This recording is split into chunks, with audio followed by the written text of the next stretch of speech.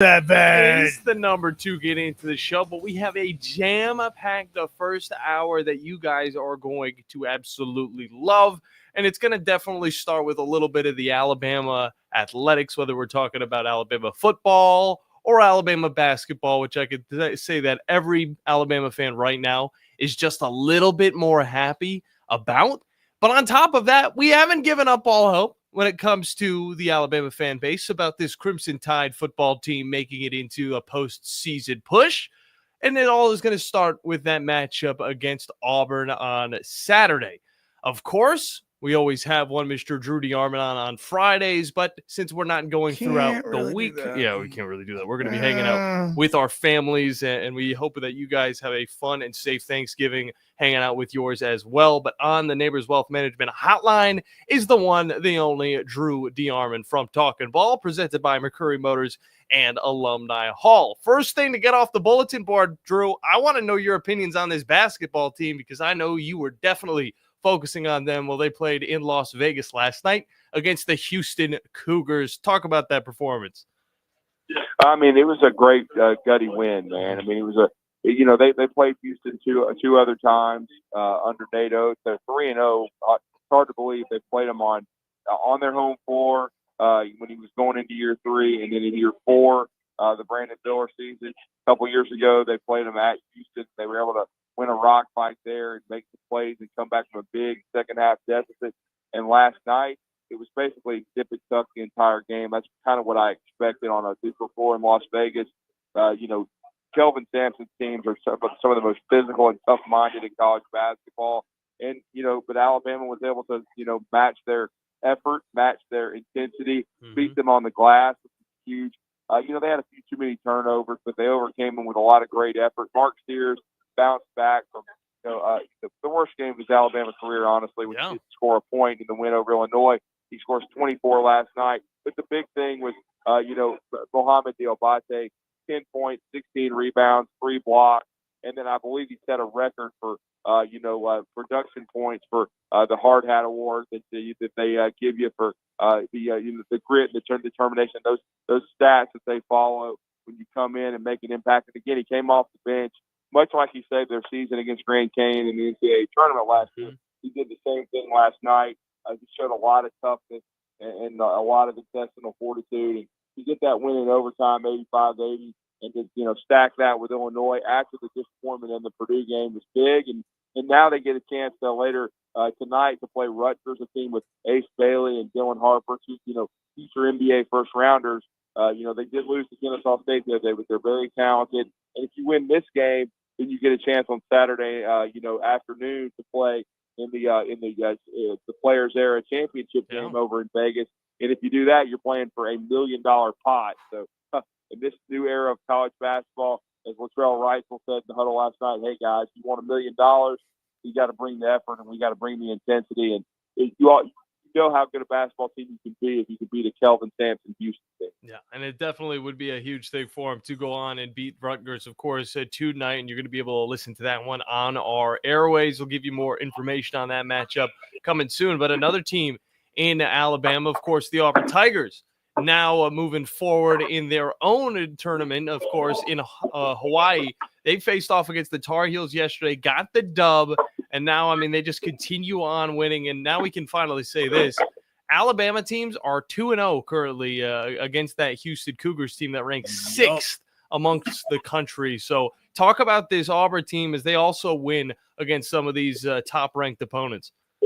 No, they're off to a tremendous start in their 6-0 start. They beat Iowa State, who was a top 5 team, and they beat them, just a couple of days ago. And then they beat they never trailed against North Carolina. Really controlled that game from throughout. And then North Carolina ranked in the top 15. And then we know that they beat Houston. Basically, it was considered a neutral floor, but Houston was the home team. Yeah. No doubt that game was played in the Houston, Texas area. So, but now Auburn's off to a great start. Jonai Broom's been as good as any player in college basketball. What he did last night, another double-double. I believe he had 20 and 18 last night. He was unbelievable. He controlled the game offensively in the first half, and then defensively in the second half. he's done just a tremendous job of expanding his game. He can now shoot for free, he can phase and shoot. He's a tremendous rim protector. Just a great player. And it just shows if you find the right fit coming out of Morehead State, he's kind of overlooked coming out of high school, but he went to, Bruce Pearl found him. He's gotten better every year. And this is a situation where, and this is why this is one of the benefits of NIL. If you can pay a guy and pay him handsomely, and he stays in college, you get so much better as a player than if you turn pro too early. And Jonai Broom has definitely gotten better every year. You got to give him credit. And then I enjoyed watching their team compete last night. Tehad Pettiford, a freshman, he's the real deal. He's not starting for them right now, but he's finishing, which is the most important thing. And his ability to be a shot maker and kind of complement, Jonai Broom right now, along with Chad Baker-Mazara. Yeah. That's kind of Auburn's big three right now. They're doing a great job.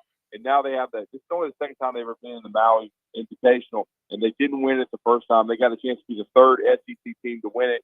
And certainly Memphis, we saw them. You guys were there. They came to Huntsville to play Alabama. It was a really good matchup.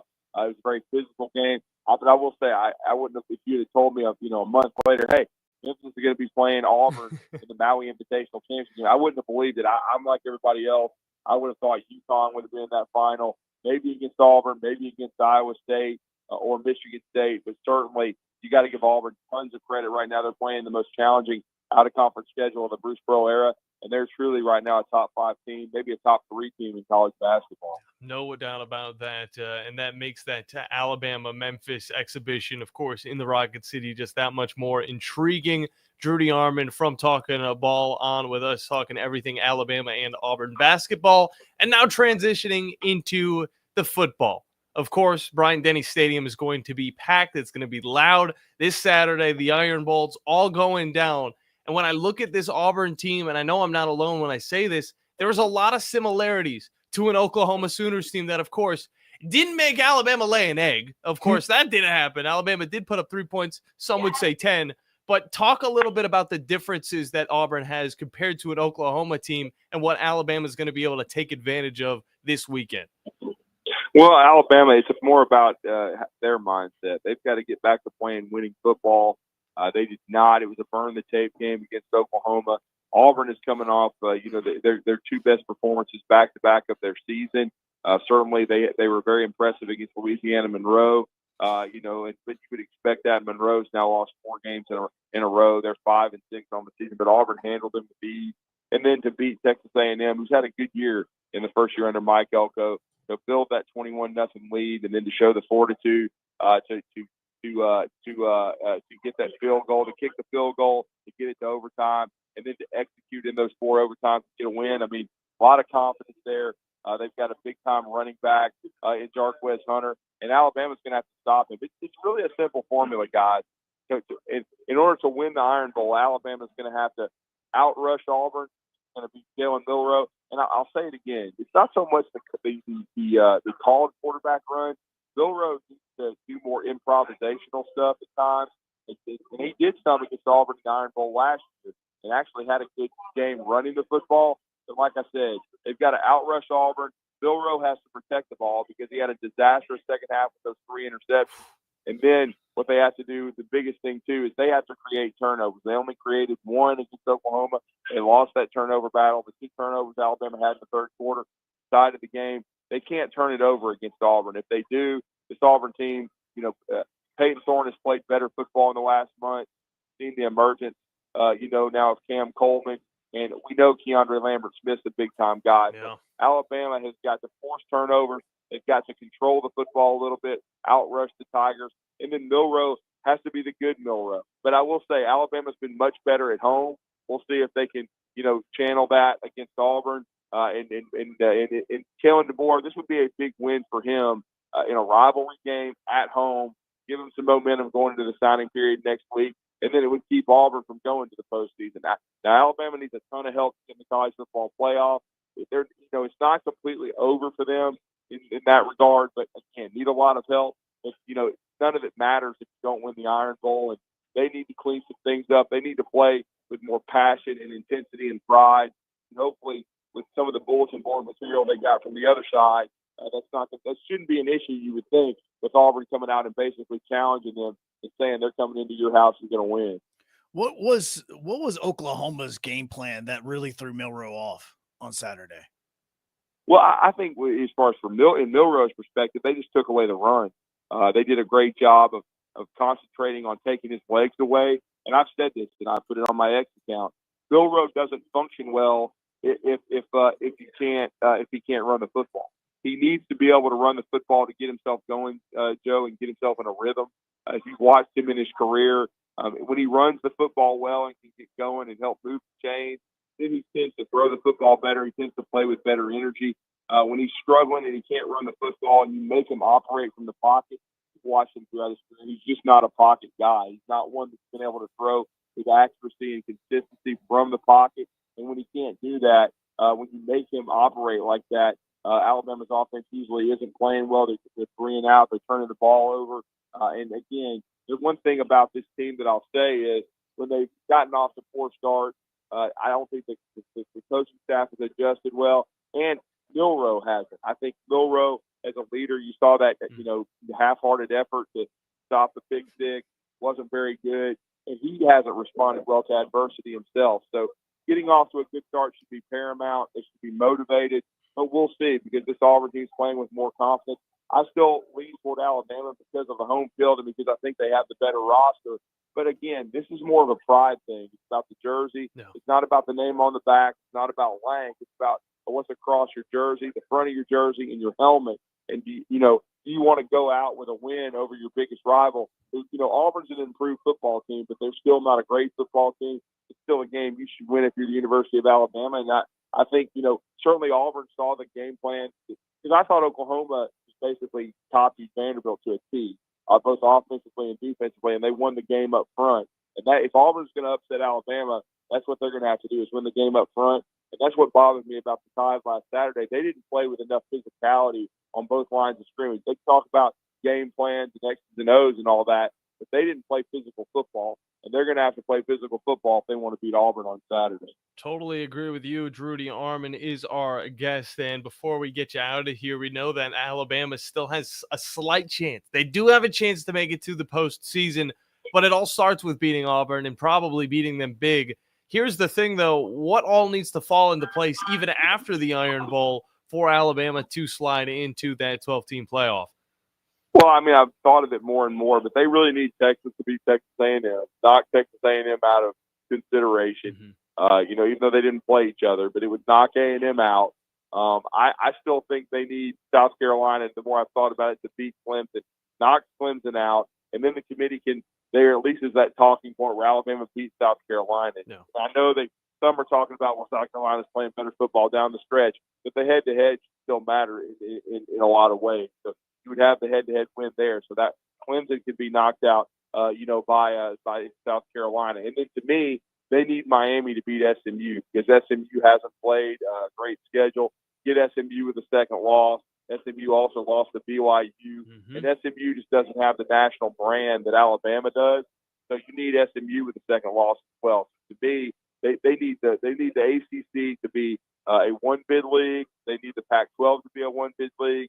And then I think if that's the case, the 4 Big Ten teams that are getting in, you need the SEC to be a 4-bid league. You need it to be Georgia, Texas, and very likely Tennessee, and then Alabama. So Alabama's going to need a lot of help, but that's what they need to happen. They need those 3 things to happen because I just don't see Notre Dame losing to that USC team. I think Notre Dame's playing really well. Notre Dame took out Army like they should have. They're playing at a very high level, and I think they're going to get in, no question. Mercury Motors in Alumni Hall bring you Drew every single week here on the Morning Blitz. Drew, we appreciate you as always, man. Enjoy your Thanksgiving, eat plenty of food, and, of course, enjoy that football too. Yeah, absolutely, guys. It probably wouldn't hurt if Vandy beat Tennessee. Yeah. But I don't think I can pick that one. I just think the Vols are playing too good right now. Vanderbilt seems to kind of be running on fumes, but I appreciate it, guys. Everybody have a happy Thanksgiving with your families as well. I look forward to, being on with you guys next week. But everybody be safe out there, and I appreciate you having me on. Always great, Drew. Anytime, bro. Good stuff from him. Drudy Armon, of course, talking ball. 7 to 9. You can catch him every single weekday But I will say this, we're about to hop into a break. When we get back, we're flipping over to the NFL to get you guys up to date to all you need to know about the Thanksgiving matchups, as well as the Week 13 games. And on top of that, don't feel like you're not a part of the show. Oh, to all the listeners, if you guys are chilling at work, if you're chilling at home, look us up on YouTube at WZZN TV and jump into that chat box and join the ecosystem of listeners that are talking with us all throughout the morning Blitz here on 97.7 ESPN The Zone and ESPN Winchester.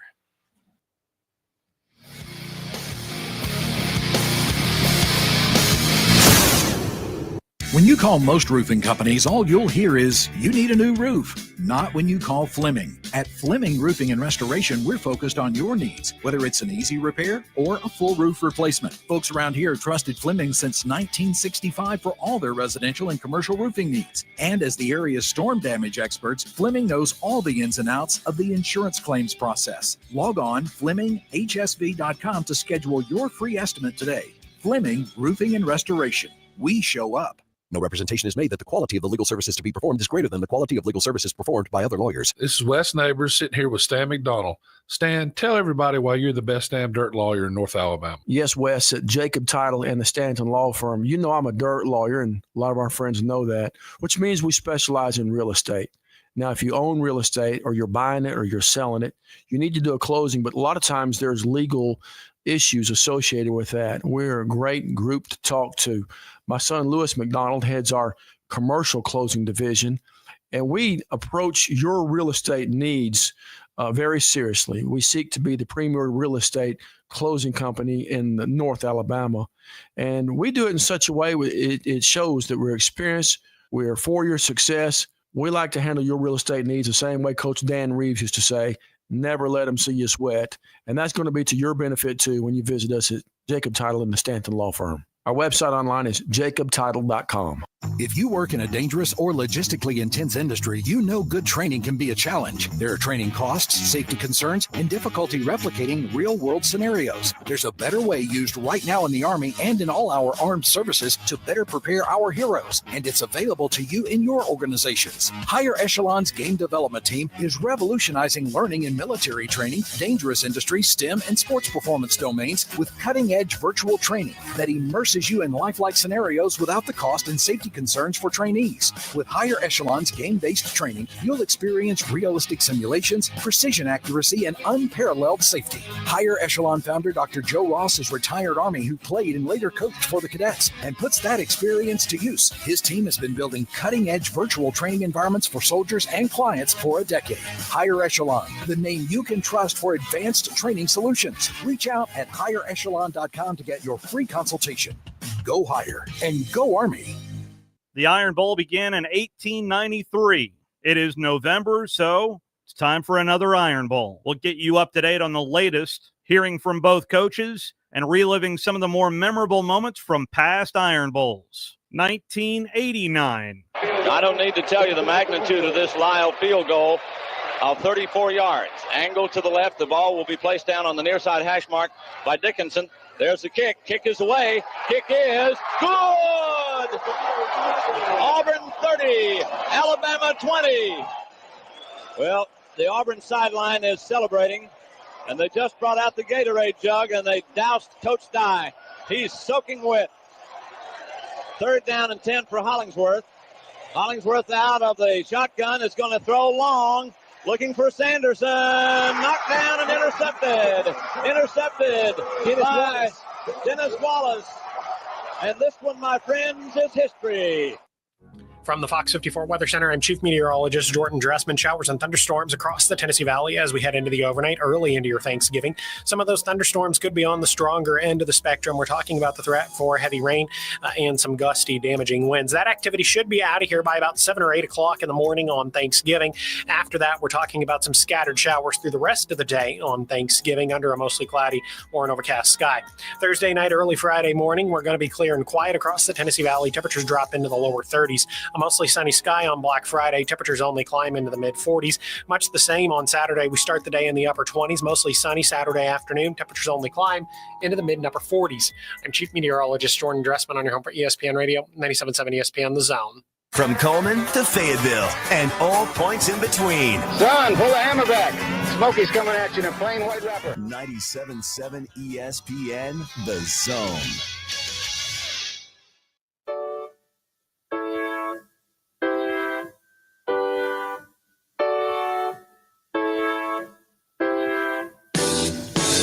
Over here trying to figure out our fantasy football lineups for this wacky week. And I love when John asked me a question about a player, and I'm telling him, hey, look, pay attention to this, pay attention to that, seeing what's going on. But then he asked me a question about a team that is playing my team. He's like, well, the Commanders are playing the Titans. You don't think Brian Robinson's going to be able to run good? I said, okay, let me pull the stats up, because I don't want to tell you that this player's not going to do well against the team just because it is my team. But I was like, no, Titans have the number 1 rush defense in the NFL. So there's your help in trying to figure out your running back. But there's another guy that knows a little bit more about this than what we do when it comes to trying to figure out what's happening with the games. And that's one Mr. RJ White from sportsline.com. And maybe he can clear up a few things for us as we get into this wacky week 12. Of course, the matchups start on Thanksgiving tomorrow. And then on top of that, on Friday with that Black Friday matchup as well. But we get to the phone lines, and RJ joins us now. RJ, how are you doing today?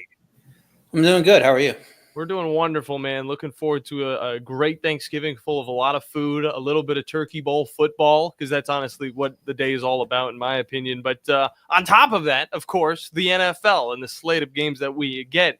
And hopping right into it, the one matchup that really just, it glares out to me is going to be that Dolphins and that Packers matchup. Now, I know a lot of people probably care a little bit more about that Bears-Lions game. Nobody, I feel like, is talking about the Giants and Cowboys just because the teams that are the quarterback play. But the Dolphins and the Packers, I think it was last year around the same time they had this football game, and it was just so appealing. Now that Tua's back, he's been getting better and better throughout the days. Where do you see this one going come Thursday afternoon? Yeah, it's an interesting one. A lot of people will make a big deal about the fact it's going to be cold, and so you get Tua Tagovailoa in cold weather, which he didn't play that well with in college when put in those situations, but he was fine when he had to do it. At Buffalo, they were 7-point dogs a few years ago, and they were competitive in that game. Actually, I think had the lead for a while, and then kind of slipped away in the fourth quarter. So he played well in that game. I'm not too worried about that.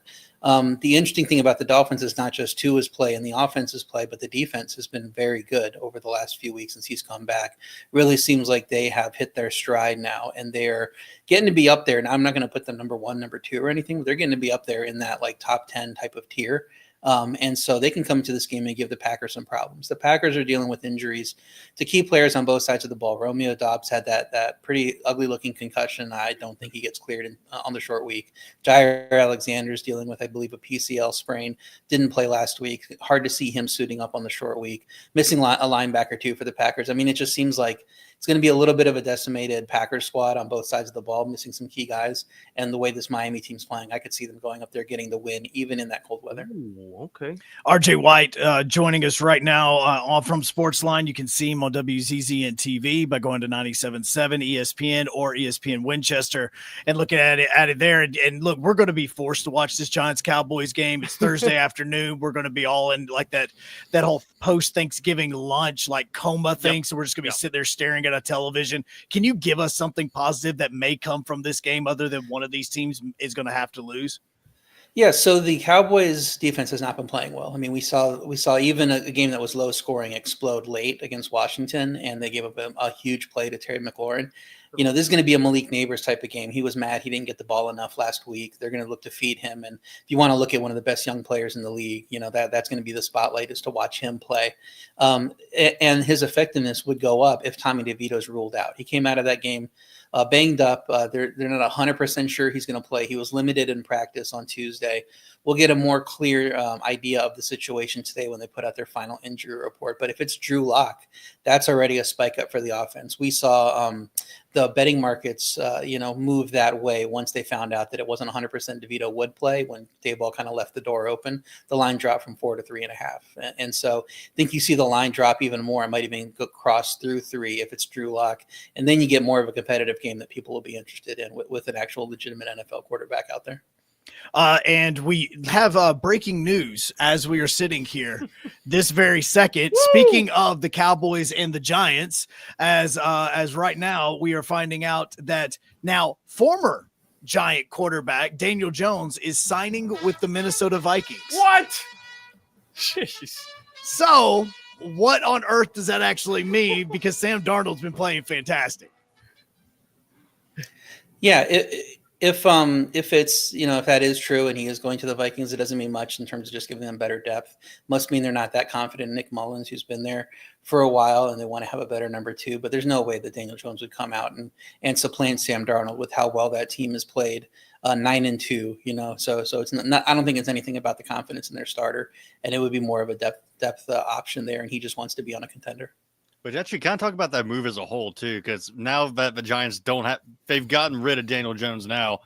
I mean, where do they go moving forward? How does this team look without him? Like, how's their backup going to be how is Tommy DeVito really going to be leading this team now with the rest of the season? Well, and on top of that, going forward into the NFL draft, obviously it was a plan that the Giants would have to get a quarterback sooner than later because of the results that they've had from Daniel Jones. But I mean, who do you think would fit in this offense coming out of college?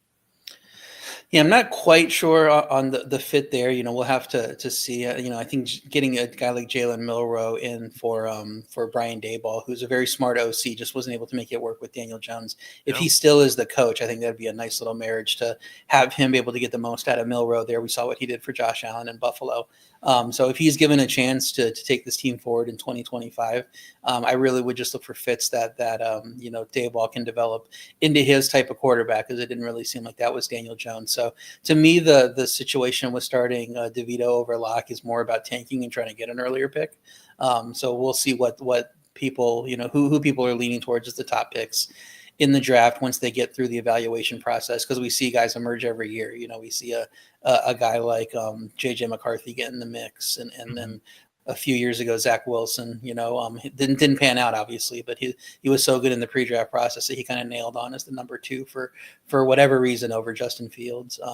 And we saw that didn't work out, but you see these guys kind of emerge every year in that process. So I think the time for that is going to be a little bit down the road, and the Giants just need to lose as many games as possible in their minds to get as high a pick as possible. Here we go again. RJ White from sportsline.com. And I want to move over to Atlanta now to talk about this Falcons team that I feel like has had so many different storylines. I mean, one week we were talking how bad they looked, and then the next they were super good, and now it's kind of like back into a regression.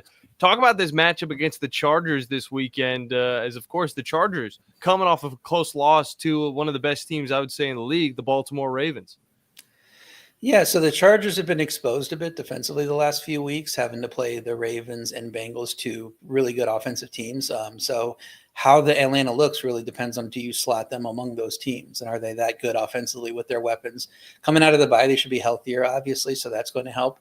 We'll see if Kirk Cousins is allowed to do a little more with the play action. If they plan more around that and play to his strengths, you figure they're going to be just like those other two teams and score a bunch of points. The problem is defensively, without any pass rush to speak of, I don't know how they're going to slow down this Chargers offense with how good Justin Herbert has looked when he's not under pressure. And he's had some great games aside from that Ravens game where they kind of shut them down a little bit. So I think it'll be an interesting, high-scoring game. I guess the potential is there if Atlanta doesn't make the right adjustments for it to be more of a blowout. But I'd expect a high-scoring game that's kind of more back and forth, and then we'll see what the kickers do at the end of the game. All right, I need you to give me a little bit of happiness here because look, Titans have been playing better. They're going and playing on a Washington Commanders team that is not playing as good recently. They're playing in arguably the worst stadium in the NFL. True. Titans are only a 5.5-point dog in this game. Yeah, I mean, if you're talking about the spread, I would definitely back the Titans. I've been waiting to put it in on Sportsline because the market is somewhat leaning toward Washington. I'm hoping that somebody gives me a 6 that I can lock in as a pick there. But I think the Titans have a chance of winning this game. The Commanders just haven't been playing that well offensively or defensively. as we've seen that probably they've been exposed a bit on the type of opponents they've played. And so you look at Tennessee, you go, well, this isn't a good offense, right? They should have success here. Tennessee's actually been moving the ball pretty well since Will Levis has come back. They've had some 400-yard games. We saw against Houston, even with the ugly pick six that he's always capable of. Probably throw some of the worst pick sixes in the league. They still went out and won that game because they played well offensively aside from that pick six. So I think that the talent is there for them to hang around in this game against a Washington team that isn't as good as it looked halfway through the season. Yeah. And it should be a more competitive game than what the line is showing. How much of that has to do with Cliff Kingsbury? That's what I want to know. But either way, we move forward to one of the better-looking games of this week. And, of course, it's going to be at Steelers-Bengals matchup. Steelers, of course, coming off of a snowy, very cold loss to the Cleveland Browns. And the Bengals, on the other hand, they're the Bengals. I mean, there's a lot of upside to them, but there's also a strange downside. Talk about this one that's going down in Cincinnati and who you might see have the edge in this game. Yeah, we knew the second half of the schedule was going to be tougher for the Steelers than the first half. They had a lot of easier matchups early in the year. Then they were able to go out and upset the Ravens. So it looked like maybe this team was legit. Mm-hmm. And then we saw them got a little bit exposed by the Browns in a bad weather game. You can throw some other factors in there. But I wonder if they'll be able to keep up with Cincy if Cincy is playing at their peak level. And I think there's a chance that they could. They just haven't been healthy, all together all year. Sometimes it's T. Higgins and the receivers. Sometimes it's the offensive line. Orlando Brown's missed a few games. Sometimes it's on defense. The defensive line has been, either guys in the middle or on the ends have been in and out of the lineup, but they could just never get healthy altogether. So I think there's a good chance of that coming out of the bye, that they'll have their best, situation health-wise. And if that's the case, they're going to give the Steelers a pretty big test. That's why we see, even as a 4-7, they're favored by, up to 3 points in that game. That people expect that we're going to see the best of the Bengals here down the stretch, whereas the Steelers might have been a little bit inflated by the teams that they've played in the first half. Eagles-Ravens, which to some people could be the other choice for a Super Bowl matchup, because a lot of people are going to be picking Chiefs and Lions, but the backup option is Eagles-Ravens. Is this a potential matchup that you think that this may be the first of 2 or 3 that we see? Not 3, but 2. It's not the great value. Yeah, it's certainly possible. And I think there are arguments that the Eagles are the best team in the NFC, considering the injuries that the Lions have sustained on defense and considering how, how many options they have on offense. They have just as dominant a run game as the Lions do, but they have better, a more full, I would say, pass group of pass catchers than the Lions do. They also have a great offensive line like the Lions do. Then you flip defensively, they've really come on strong down the stretch. It seems like Vic Fangio, it takes a half a season for everybody to kind of figure out his defense and get comfortable in it. And we've seen these last few weeks that they've really taken off. So I think that they are definitely, could be the number 1 team. And the Ravens are my number 1 team overall. Despite their record, I think they can go out and beat anybody with how good Lamar can play on in any single game and how solid the defense is. So I think it could be a Super Bowl matchup. We'll see what happens when we get to the playoffs. It is kind of an interesting matchup because the Ravens are, I think, the number 1 team against the run. And so the Eagles might not be able to do what they've been doing these last couple of weeks. And I think they're averaging like 240 rushing yards in their last 6 games, something crazy like that. The Ravens, probably aren't going to allow that. So it's going to have to do more with Jalen Hurts making plays in the passing game and avoiding Kyle Hamilton making some plays at safety. And then the defense is going to be really tested by Lamar Jackson. So it's going to be a great game. I think it could be a Super Bowl preview. It's one that I'm going to stay away from. It feels like the Eagles should be the value on the spread, but I don't really want to bet against this Baltimore team. Yeah, I mean, Saquon Barkley had a pretty amazing game last week. Now it's just time to get Devontae Smith back into the game plan because he's been struggling the last 4 or 5 weeks. But RJ, always great stuff from you, man. Hope you have a wonderful Thanksgiving, but leave us off with a little bit of good fun. What you got going on over at Sportsline? Yeah, I already have, I think, 8 picks up for this week at Sportsline, several on the Thanksgiving slate. We're going to have more probably on Friday once we get more injury clarity. So go and subscribe to Sportsline, get all my picks, get all our great expert picks there and all different kinds of sports. And then join us on the Discord. You can access it through the Sportsline homepage. We're having a lot of great conversations there. We're up over 1,000 members at this point. And they're all chipping in with their bets. We're sweating bets together during live windows late at night. So it's a great community to be a part of. So come join us. This conversation is always just the whipped cream to the cake. You guys got to go and see what's going down over on that Discord, over on Sportsline, and start making that money. But good stuff from you, RJ. Favorite Thanksgiving food? Go. I'm not much of a turkey person. I always like mac and cheese casserole. Like my mom makes the best mac and cheese casserole, so that's always what I look forward to. Clutch. All right, man. You enjoy it, and then have a great Thanksgiving with the family. Thanks. Take care. Good stuff as always. RJ White, sportsline.com. Macaroni casserole. I was out when he said casserole. Oh. I was out when he said casserole. Casserole's not terrible. Look, it's the word, man. It's just the word. Look, Bandy said that last Thursday when we had our Thanksgiving lunch downstairs. I remember. I walked in. I said, "Oh, what's this?" And he goes, "Oh, it's turkey casserole." And I just closed the box and just slid it right back over. What's funny, I don't even know if it was turkey casserole. I just said what I thought I saw. There was sausage in it. There was turkey. There was cheese. I mean, there was everything. Look, it's the word. It is the word. You say dish, I'm in. You say casserole, it makes me gag. Well, I mean, my roommate, he says his mother makes a really good green bean casserole. And that honestly just turns me completely off. What do I hate more than casserole? Greens. I'm just kidding. I don't hate casserole as much. Also, I kind of with RJ, not a turkey guy. So if we could make steak a thing, you're telling me that there wasn't a cow at the first Thanksgiving somewhere? Steak. I don't care if they're you're telling me that when they went out and they found the first bird, they found a turkey first to cook? I think the cows were still like religious figure or something like that. Look, I'm just saying. I think about it. I'm just going. You cannot tell me that there wasn't chicken or there wasn't a cow somewhere that we could make either chicken or steak. Yeah, you're not. Come wrong. on, you're not wrong. Turkey's great. All right. Why is turkey a thing? Turkey's great. It makes you a little bit sleepy. I'll say that the cinnamon ham is definitely the go-to for me. But regardless, the stuffing's the best. And keep that in mind because we do have the Thanksgiving draft in the second segment of the second hour, and we cannot wait to get into that. But I do want to throw out some wacky underdog picks for everybody who's trying to get in for, of course, that grand final prize at the end of the NFL season. Let's throw out some games, shall we? I'm also going to have an answer to this turkey question before we get to the end of this. Okay, well, what turkey question? Why do we eat turkey at Thanksgiving? Right. Yeah, he's figuring that out. Why do we eat it? And I'm going to throw you some games. Oregon State versus Boise State. You guys want Oregon State to win this one? They already won against Washington State last week. Now we could see them upset Boise State, open up some room for some other teams to hop in. Maybe a San Diego State could jump in. I don't know. Maybe Army even has a chance to hop back in. Either way. No, Army's not hopping back in. I like it, but Ashton Genty's probably just going to go for 183 touchdowns again. You'd think and still finish like second in the Heisman voting because we all just want to fall in love with Travis Hunter. Yeah, because snap count matters. They want us to force us in love with Travis Hunter. But right now, Oregon State is a 19-point underdog against the Boise State Broncos. Are you kidding me? Moulton, Tyson, do the right thing. Golly, 19 points. Oregon State wins over Boise State.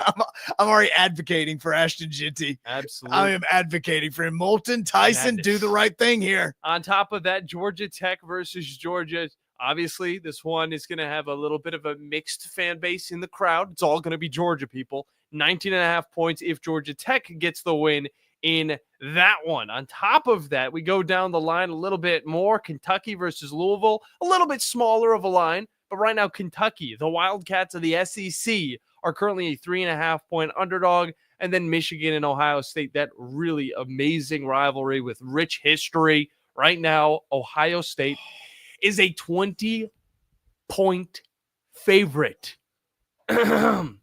You know what to do, Michigan fans. Hop in this one. If Michigan wins, you get 20.5 points in, probably the lead. They're not winning. Yeah, I know. I'm just trying to give them a little bit. They're not winning. When we get back, I have the answer. The conversations continue. Joe's got the answer to why we're eating turkey tomorrow. So dumb. And then on top of that, we're hopping into another great conversation here on the Morning Blitz on 97.7 ESPN, The Zone.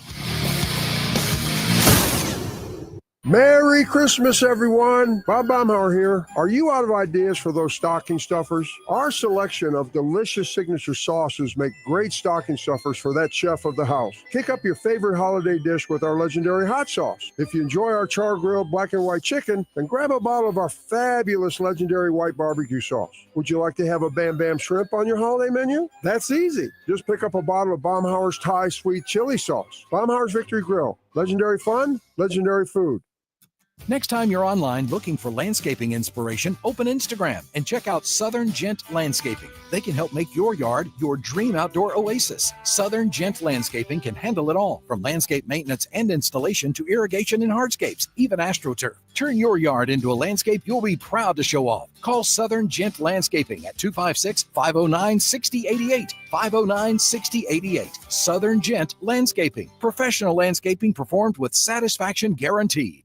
Specializing in simple and affordable rentals, McCurry Van and Car Rental can make sure you have just the right vehicle for your next family vacation, weekend getaway, or if you just need transportation while your vehicle is being repaired. McCurry carries Ford Transit vans and Mercedes Sprinter vans, trucks and work vans, and more. And they offer discounted rental rates for long-term rentals. Now with 4 locations: Athens, Muscle Shoals, Coleman, and Huntsville. Log on McCurryRentals.com to make your reservation now. That's McCurryRentals.com. Hold your block until the whistle blows. From SEC Media Days to the National Championship game. This was a great team win. We are 97.7 ESPN, The Zone.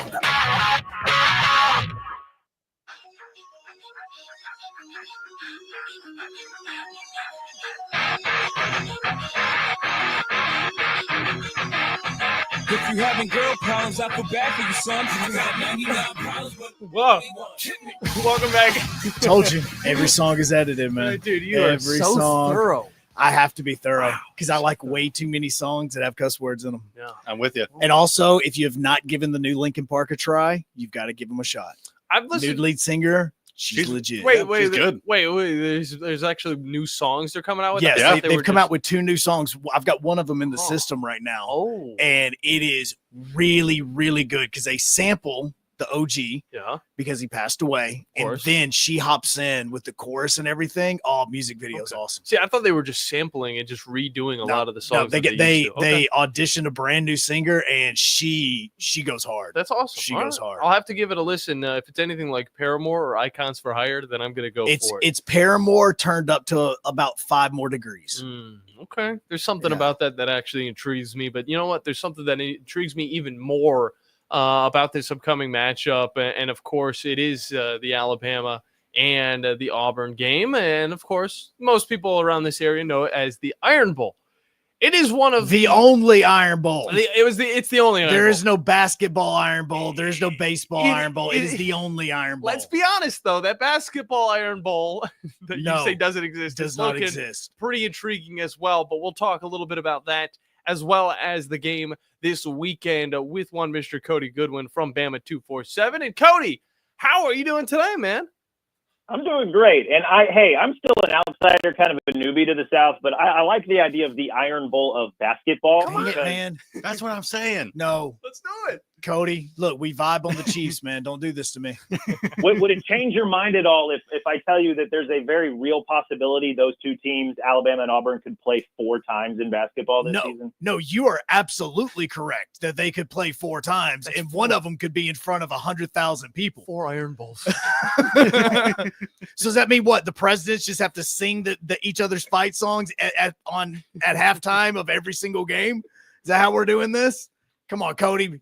Can't start this stuff. You start this, it goes on X. Next thing you know, there's a movement behind it, and now we've got a whole thing going. So don't do this. I'm here for a good time, man. Okay, so speaking of a good time, though, it was not really a good time in Norman, Oklahoma. Let's be honest. It wasn't a good time, and now even though Alabama's an 11.5-point favorite, all Bama fans are talking about is, I don't even see how we're going to beat Auburn this week. I don't even know. Are we even going to be able to field 11 players that are competent enough to play on offense? Can you help us out with all the Alabama fans that are kind of freaking out right now? Yeah, I mean, if you want, you can go doomsday if you want to, and I imagine you guys will probably ask that question as well. But if you'd like to go, okay, how is Alabama going to get the train on the tracks? How are they going to win the Iron Bowl, right? Like, they can still salvage this. The game is at Bryant-Denny Stadium. I don't believe Auburn has won at Bryant-Denny Stadium since 2010. Yeah. And not only that, but the games have been fairly lopsided, right? You go back to 2022, it was 49-27. In 2020, it was 42-13. 2018, it was 52-21, on and on and on. Alabama wins, and they win heavily when the game is played at Bryant-Denny. So you've got that going for them. You've also still have, I know Alabama didn't play very well in Norman, and I know Auburn is playing better. They've won, 3 of their last 4 games, and that 4 OT win over A&M it's probably got that program pretty juiced up. Wow.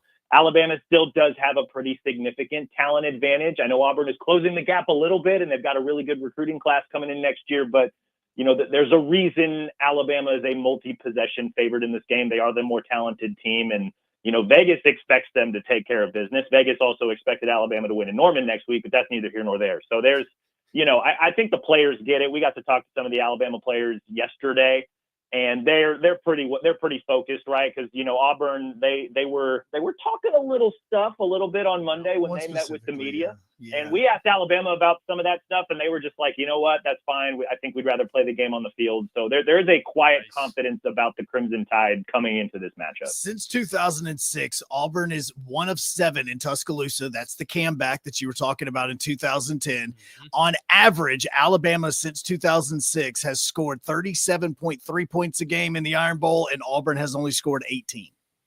So there you go. See, positive. Yeah, so it plays into what you were talking about is, hey, this game's still happening at Bryant-Denny Stadium, but then you go into the Jalen Milroe factor in this, and look, there's bad passes, and then there's throwing a wide receiver screen when 2 Oklahoma players are in front of the wide receiver. Like, those are dumb decisions.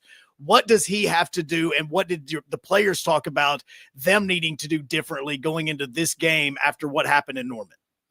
Yeah, I think Milroe and really everybody kind of needs to take a breath. And look, Milroe played a really bad game in Norman against Oklahoma. That's a really, really good Oklahoma defense. And they had him, not quite seeing ghosts, but they were changing the picture on him. They were more aggressive. They have a pretty good pass rush, and they were able to get after him and make him uncomfortable a little bit. But I tell you what, man, the entire Alabama offense, just not a good performance, right? Like Milroe had, I think if you adjust for sacks, he had 14 total rushing attempts in that game.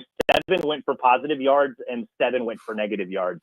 And when you look at the ones that were caught behind the line of scrimmage or he was dropped for no gain, some of that was on him, right? Like sometimes he would get rid of, he would avoid a good run to try and create a great run, and it would cost him in the form of a 1-yard loss, a 4-yard loss. Like there was one time where Alabama got down into the red zone and he got run out of bounds for a 3-yard loss. Like, this guy's 6'3", 220 pounds. If you just fall forward, like you pick up 2 or 3 yards, and then you're looking at 2nd and 3rd and manageable as opposed to 2nd or 3rd and long. So some of that's just fine tuning some of that in the film room. The other part is like, he needs a little bit of help. Like that first interception on the screen pass, Kobe Prentice totally whiffed on a block. And then if you go back and watch the play, like instead of focusing on Milroe in the ball, Ryan Williams just kind of gets out of the way for the DB. And it's almost as if Milroe threw the ball right to him. So that's one of those plays where it's like a quick design, get the ball out to your playmaker and let him go to work. But when you don't get blocking and your playmaker isn't focused on the ball, yeah, it looks horrible, and everybody kind of bags on Milroe. And I don't know that one's necessarily his fault. It'd be nice for him to take a beat and kind of see what's going on in front of him, but the play design is for him to get the ball out. The second pick, like that one's fully on Milroe. He just stared down Robbie Utes the entire way, and Kip Lewis made a really good play and took it back to the house for a touchdown. So, look, everybody played really, really bad. I think everybody needs to maybe take a beat a little bit, and they need to take a breath. And I think being back at Bryant-Denny matters, not just because of the history, but you look at the way Alabama has played this season. They haven't lost yet at home. They tend to play more confident at home. They tend to play faster at home. I think that is going to matter in a game like this, especially against an Auburn team that if you let them hang around a little bit, they are a little bit more talented than they have been in years past, and they've got the weapons to maybe make this an interesting game. But if you come out and punch them in the mouth, you get that Bryant-Denny crowd rowdy and into this game. It could be a long day for the Tigers, and I think that's what Alabama wants. Yeah, I totally agree with you, Cody. A good one from Bama 247, and I think we can all agree Peyton Thorne is not a Jackson Arnold, regardless of how the season's gone. Both of them kind of underwhelming, but starting to get things going late in the season. But talk about what we're going to need to see from this defense against this Auburn offense.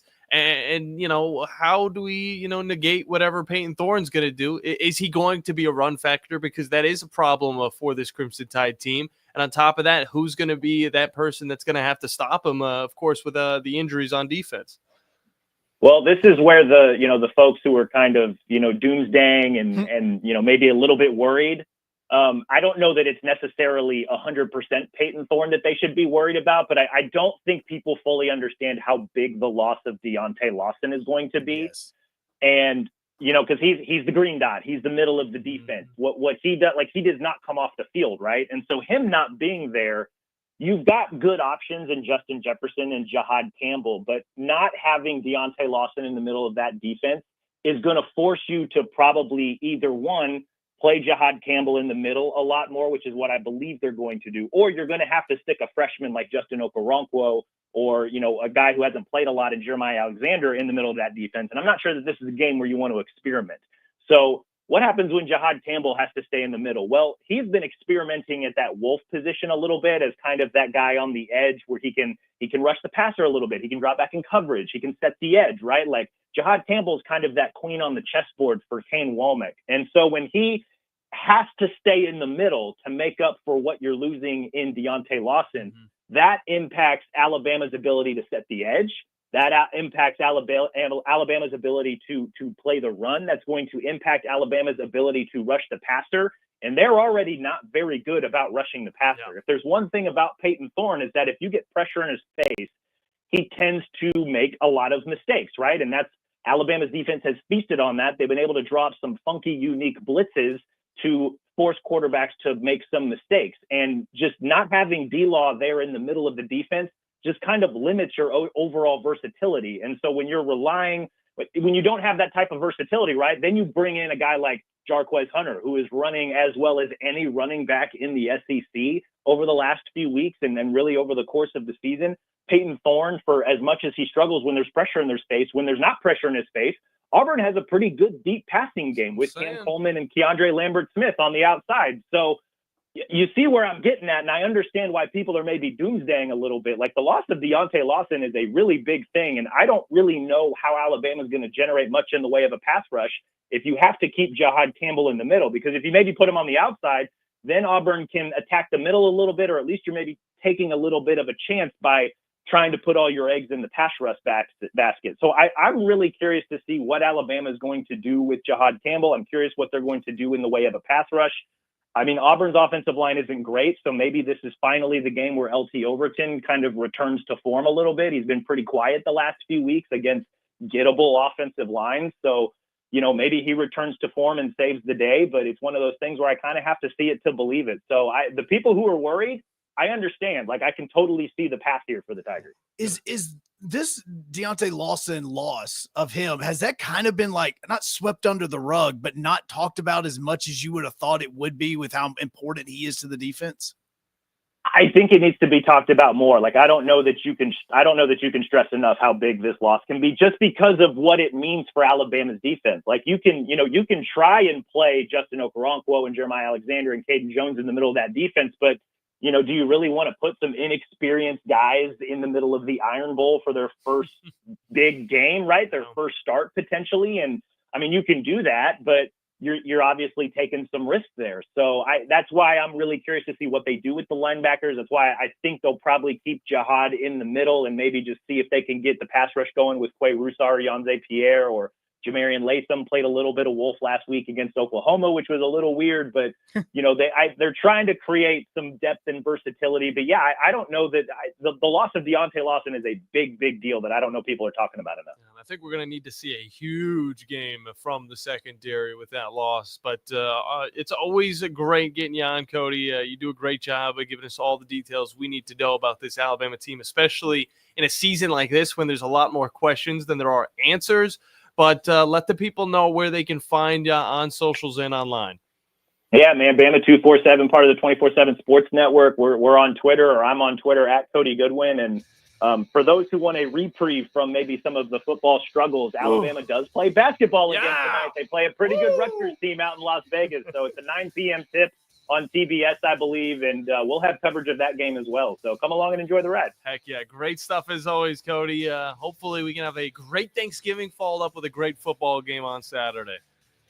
Sounds like a plan. Appreciate you guys having me. Appreciate you as well. Mohamed Diabate. I'm telling you, that man, offensive rebounding machine. And real quick, before we go to break, we got someone on the phone line. We got Ollie on the phone line. What's going on, Ollie? Hey, buddy. He's with us. What's up? I love you, big man. Roll Tide. Yeah. Oh, dude. Taking a break off of that. We'll be back in the second hour. Ryan Sylvia joins us from the Ball Report.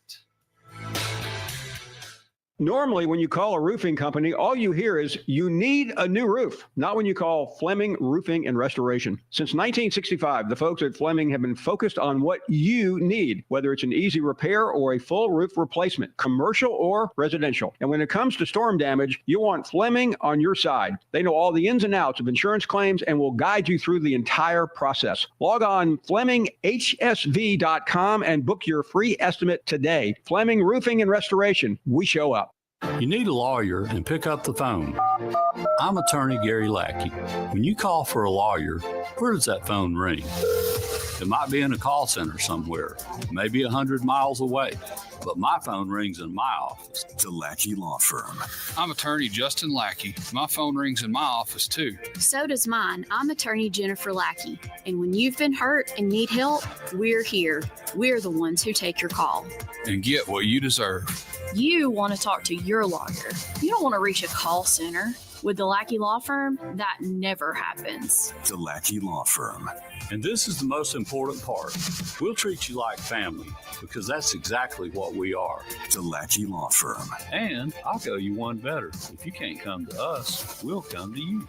The Lackey Law Firm.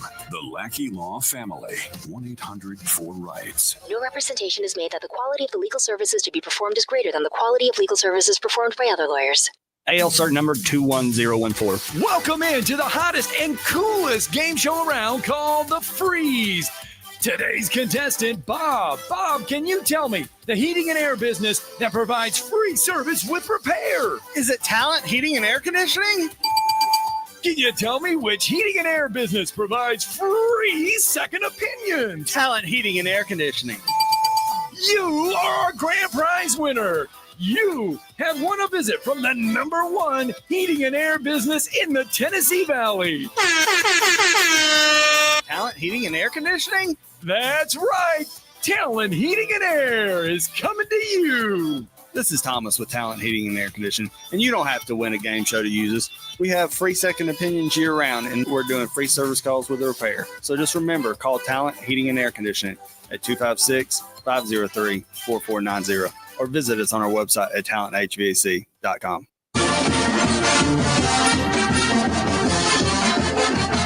From the University of Alabama, this is Crimson Tide Today. It's a daily update on Bama sports, and it's brought to you by Conecuh Sausage, a true Southern flavor since 1947, and the official smoked sausage of the Crimson Tide. Visit online at ConecuhSausage.com. Hello again, everybody. I'm Roger Hoover. On yesterday's edition of Crimson Drive, driven by NASCAR, we were joined by Alabama quarterback Ty Simpson. When you started to learn about the offense, what did you like about it, what these guys do?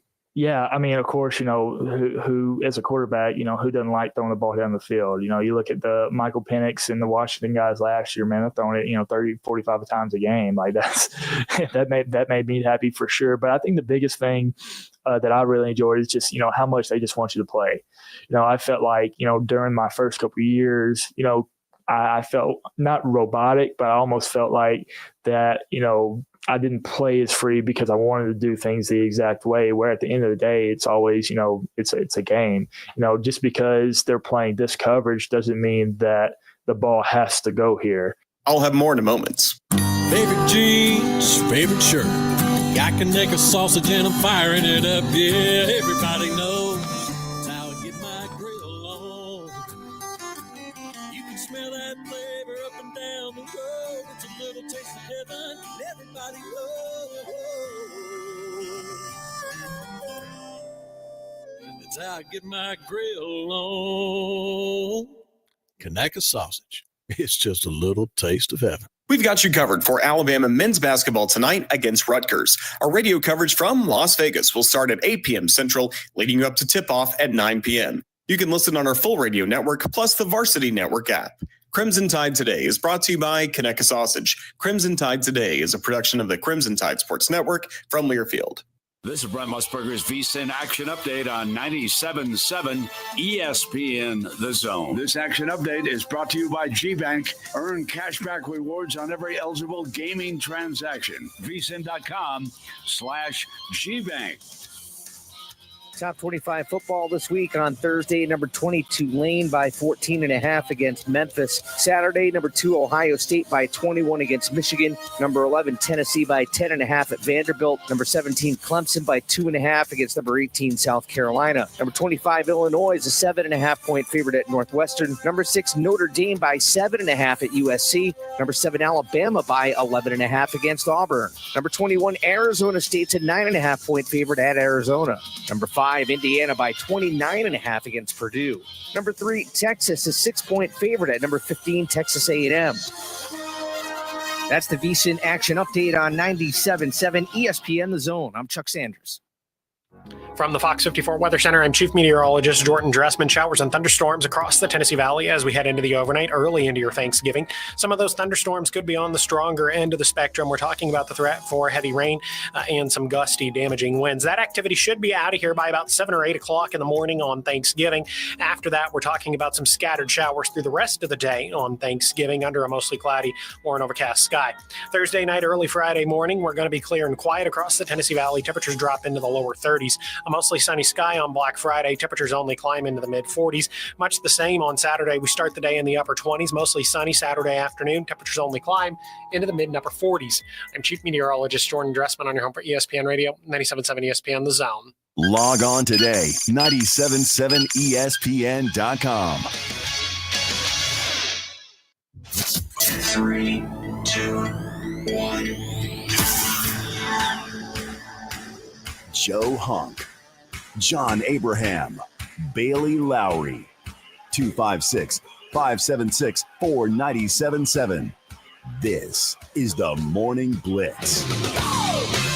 Second hour, final hour, best hour on 97.7 ESPN The Zone, as well as the Morning Blitz.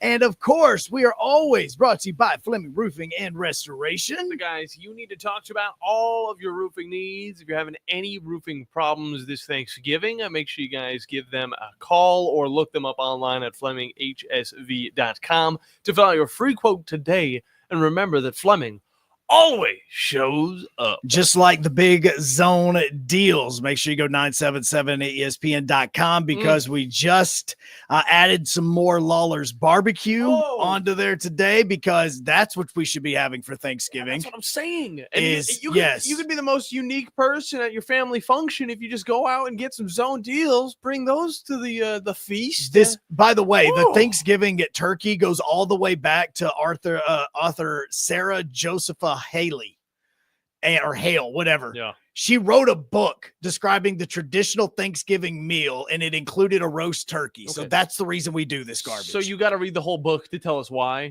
Basically, yes. And she even says that in America, when the Europeans came to America, that turkeys were plentiful on the East Coast, and there were about 10 million turkeys that were roaming around America at the time whenever it was colonized. Well, if you cook them up as well, they look like footballs. And that's a pretty big thing, I would say, during Thanksgiving. And maybe some wide receivers could actually catch them if they were that big. Hey, I mean, did you know did you know the first ever turkey bowl was during that first Thanksgiving dinner?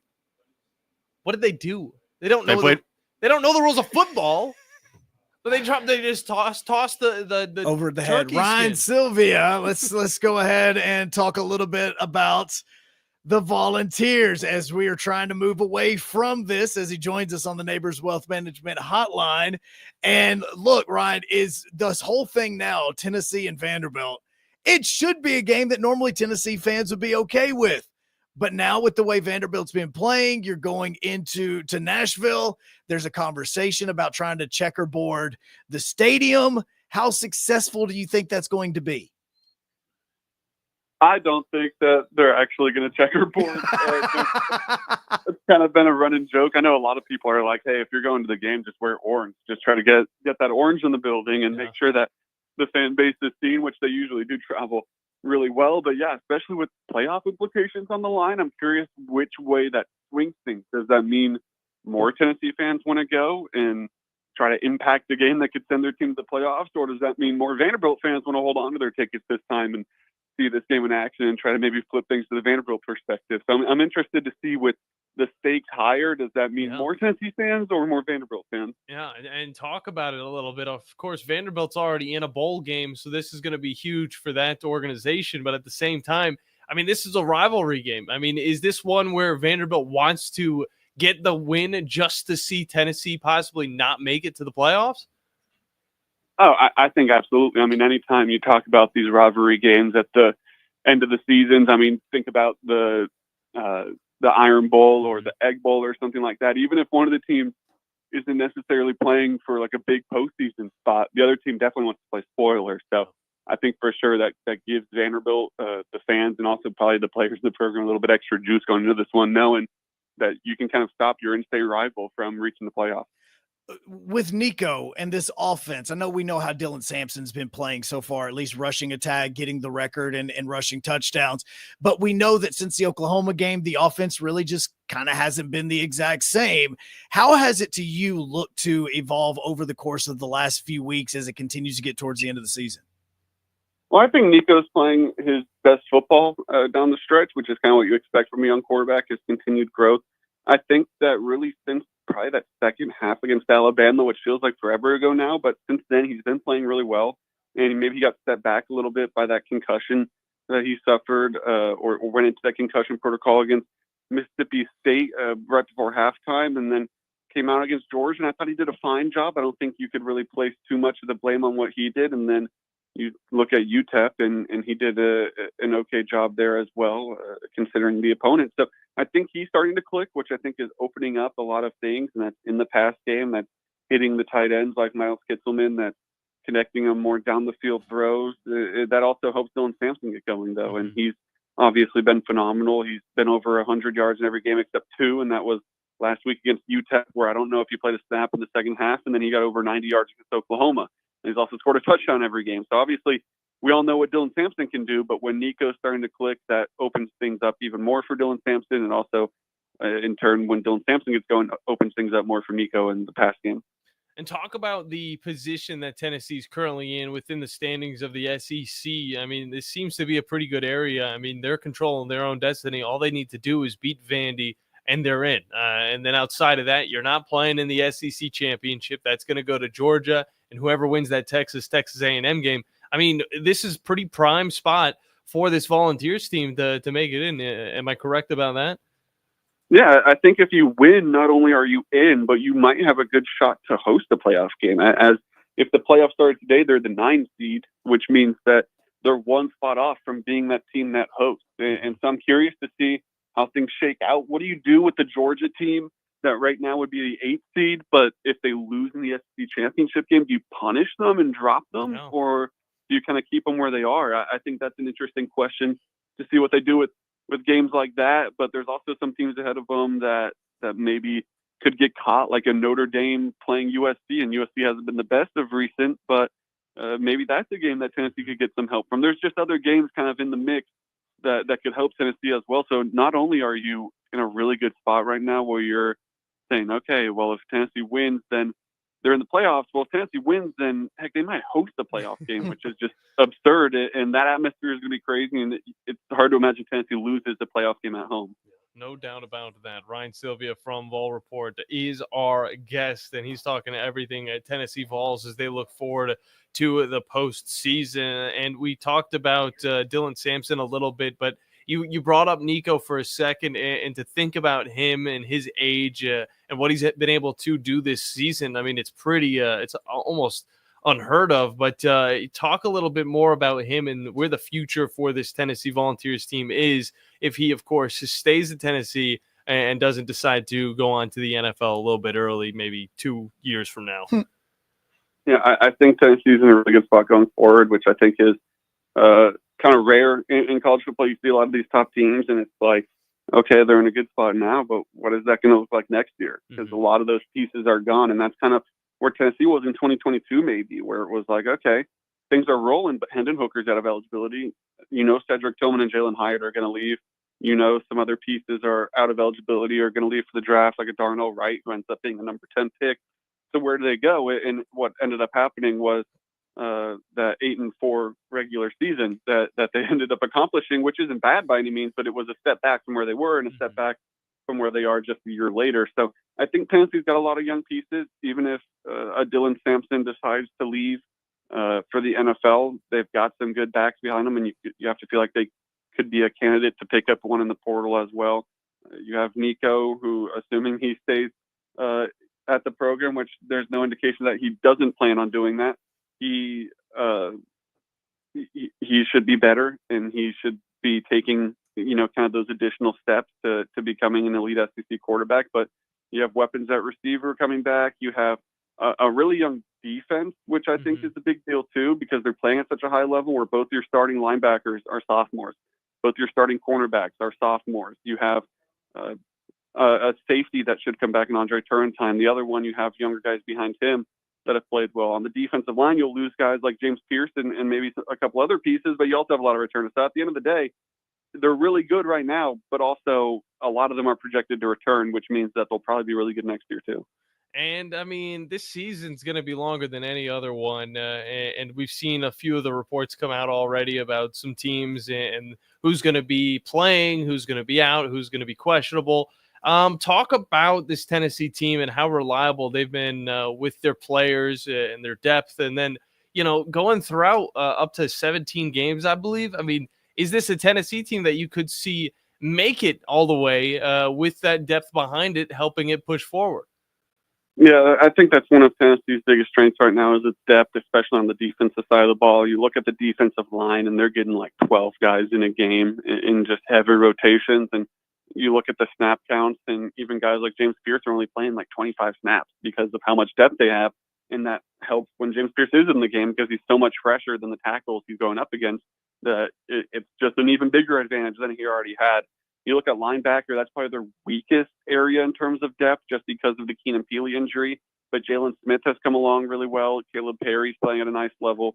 So you still have options there behind those starters that can kind of help down the stretch of the season when things start to, I guess, pile up. But the secondary, too, they haven't been afraid to rotate too much. Those two sophomore cornerbacks have been phenomenal for Tennessee, but they've gotten other guys in the mix as well, like Jalen McMurray, who's done a good job of kind of letting those guys catch their breath and head to the sideline and get refreshed in that safety as well. They've been able to mix in guys like Jacoby Thomas, who's been great for Tennessee this year too. So I think you have to like where Tennessee's depth is at, especially on the defensive side of the ball. What has changed with that secondary that has made them go from a team that was giving up over 220 yards passing last year to barely over 180? I mean, I know that we talked so much about the secondary going into the season. Hey, this secondary is going to be probably a big question mark, and we don't, I don't know how good that they're going to be. If there's a weak spot, it is going to be the secondary. They're fourth in the SEC in pass defense.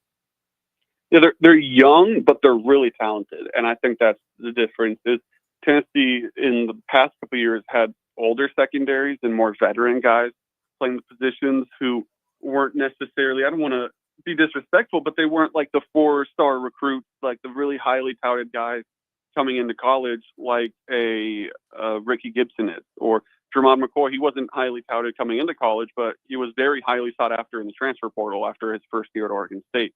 So the fact that they were able to get younger guys who, that was kind of where the question was their experience, but guys that like have real NFL upside. I think that's the biggest difference is that, I mean, they've just got studs back there that are going to be playing at the next level, and how quickly they were able to kind of grasp what they're asked to do in the secondary, I think has in turn made it so they've been really effective. Great stuff from you, as always, Ryan Sylvia from Vol Report, giving us all the information that we need to know about this Tennessee Vols football team as they get closer and closer to the postseason. Before we let you go, you got a pretty good basketball team up there in Knoxville. Leave us off with a little bit of news about this Tennessee team. Yeah, they've kind of gotten injury struck recently. JP Estrella is going to be out for the year, Tennessee's backup center.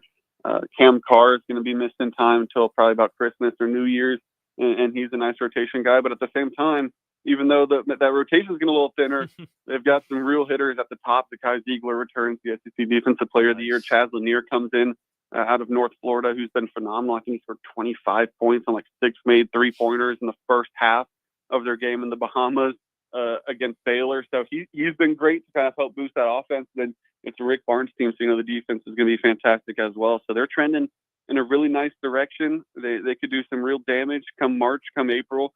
So we'll have to see, because they've got to follow in some pretty big footsteps after Dalton Knecht and company last year. Well, no doubt. And if they're anything like their football team, depth is an exclamation point for that squad. But Ryan, always great to have you on, man. Hoping you have a great Thanksgiving. But before we let you out, let the people know where they can find you on socials and online.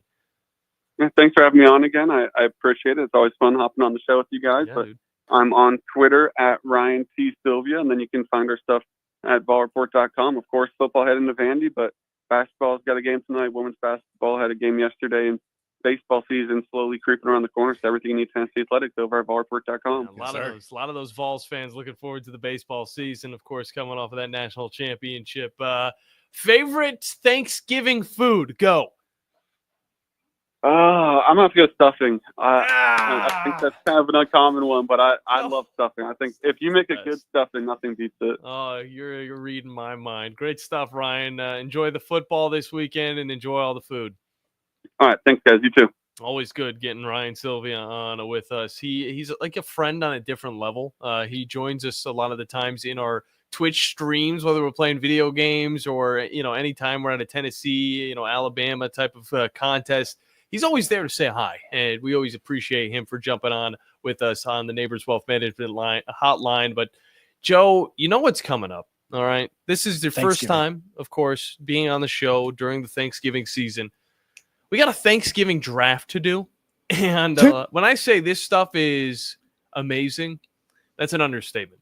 Bandy, I need you to get the Thanksgiving music ready. It better be better than the football music. We're gonna have it in the background. All right. If I could probably set that up if I need to. Dan in the chat, the WCZ and TV chat says everybody is a stuffing man. Stuffing is amazing. Everybody is. He also said Happy Iron Bowl week. He said something else, but I don't say those words. Yeah, that's totally fine. Roll Tide? Did he say Roll Tide? Yeah, that was words. Did he actually? That's what I love to hear. That's why I don't say them. That's why That's why I don't say them at all. I need to save the clip of Ollie saying no, it. my son is probably grounded when we get home because he said it. He actually, so I found out afterwards, he wanted to say the other one. He wanted to say War Eagle, and his mom told him, no, those are bad words. Wow. A little bit of this is the battle that I'm fighting. Behind the scenes tankering going on in that Hunk household. Yeah, she's trying to sabotage me. Jeez. You guys are still able to join in on the show. 256-576-4977 is the number to hop in and to get your wacky underdog picks. Of course, today's the final show of the week, and we're going to end it with a bang. The Thanksgiving draft coming up next here on the Morning Blitz on 97.7 ESPN, The Zone. Lots of wise and well-informed car buyers wait all year long for this time of year because they know year-end deals are worth the wait. Hey folks, Bobby White back again for Woody Anderson Ford. We've got 700 Fords for you to choose from. And if you've had your eye on a 24 F-150, Explorer, Expedition, or Escape, listen up. Come and see us at Woody Anderson Ford today, and you'll drive home with no payments for 90 days, plus get financing as low as 1.9% for 60 months and $1,000 in bonus cash. This is good, and it bears repeating. Come get your best year-end deal on a 24 F-150, Explorer, Expedition, or Escape, and you'll keep your cash for the holidays and make no payments for 90 days. You'll also get financing as low as 1.9% for 60 months. Plus, we're going to throw in $1,000 holiday bonus cash. The year end is here, and we've got the deals that make it worth the wait. With your good credit, these offers end December 31st, only at Woody Anderson Ford. I'm Bobby White, and I hope to see you soon. The state's largest orthopedic group is growing to meet the needs of the patients in our community. The Orthopedic Center has long been the most trusted name in orthopedics in North Alabama. So as our area continues on the fast track, so does the need for premier orthopedic care anywhere and anytime you need it. TOC is proud to announce the opening of our new locations in Albertville and Hampton Cove, along with the grand opening of our newest office in Decatur. These clinics will offer the same high-quality orthopedic care you have come to associate with TOC, with the convenience of being closer to home. As a patient, your time is your most precious asset, and we recognize that at TOC. That's why we are also proud to announce the opening of our urgent ortho clinics to handle those bumps and bruises that need prompt attention. These clinics are available to care for acute orthopedic injuries with no appointment necessary. With 38 physicians, 20 centers of excellence, and now more than a dozen locations to serve you, TOC will continue to be the name you turn to for the best orthopedic care at the right time. Visit our website at visittoc.com for more information. TOC, helping you live a better life. By now, you know about Eagle Masonry and Insulation, and maybe you know that Eagle also does landscaping and dirt work. But how about after paint work? Shower doors, shelving, and mirrors, all taken care of by Eagle, the same Eagle that takes care of all your masonry, insulation, and landscaping needs. Eagle brings the same level of expertise to all these disciplines, and they're ready to provide you with a free quote. The website is the same, insulatewitheagle.com, as is the phone number, 256-755-1556. Give them a call and see what Eagle can do for you. Eagle saves you time. Eagle saves you money. You'll love the expanded wine selection at Liquor Express. From special occasion to everyday table wines, they've got what you need. Meet your friends at the largest tap wall in Alabama with 105 rotating selections. Then take home a growler full of your favorite or choose from our 1,000 canned or bottled beers. Need help stocking your bar or planning your party? Liquor Express has a knowledgeable professional in-house staff that can assist you with anything from your bar to the planning of your special event. Visit liquorexpress.net for tasting specials, giveaways, and classes. Ho, ho, ho! Bob Baumhauer here. Need a stocking stuffer for this Christmas? We've got you covered at Baumhauer's Victory Grill. Surprise everyone in the house this year as they empty their Christmas stockings to find our popular gift cards. Now, through December 24th, you'll receive a $5 bonus card with every $25 gift card purchase. So put a Christmas smile on everyone's face with these great stocking stuffers. Baumhauer's Victory Grill. Legendary fun, legendary food. Merry Christmas.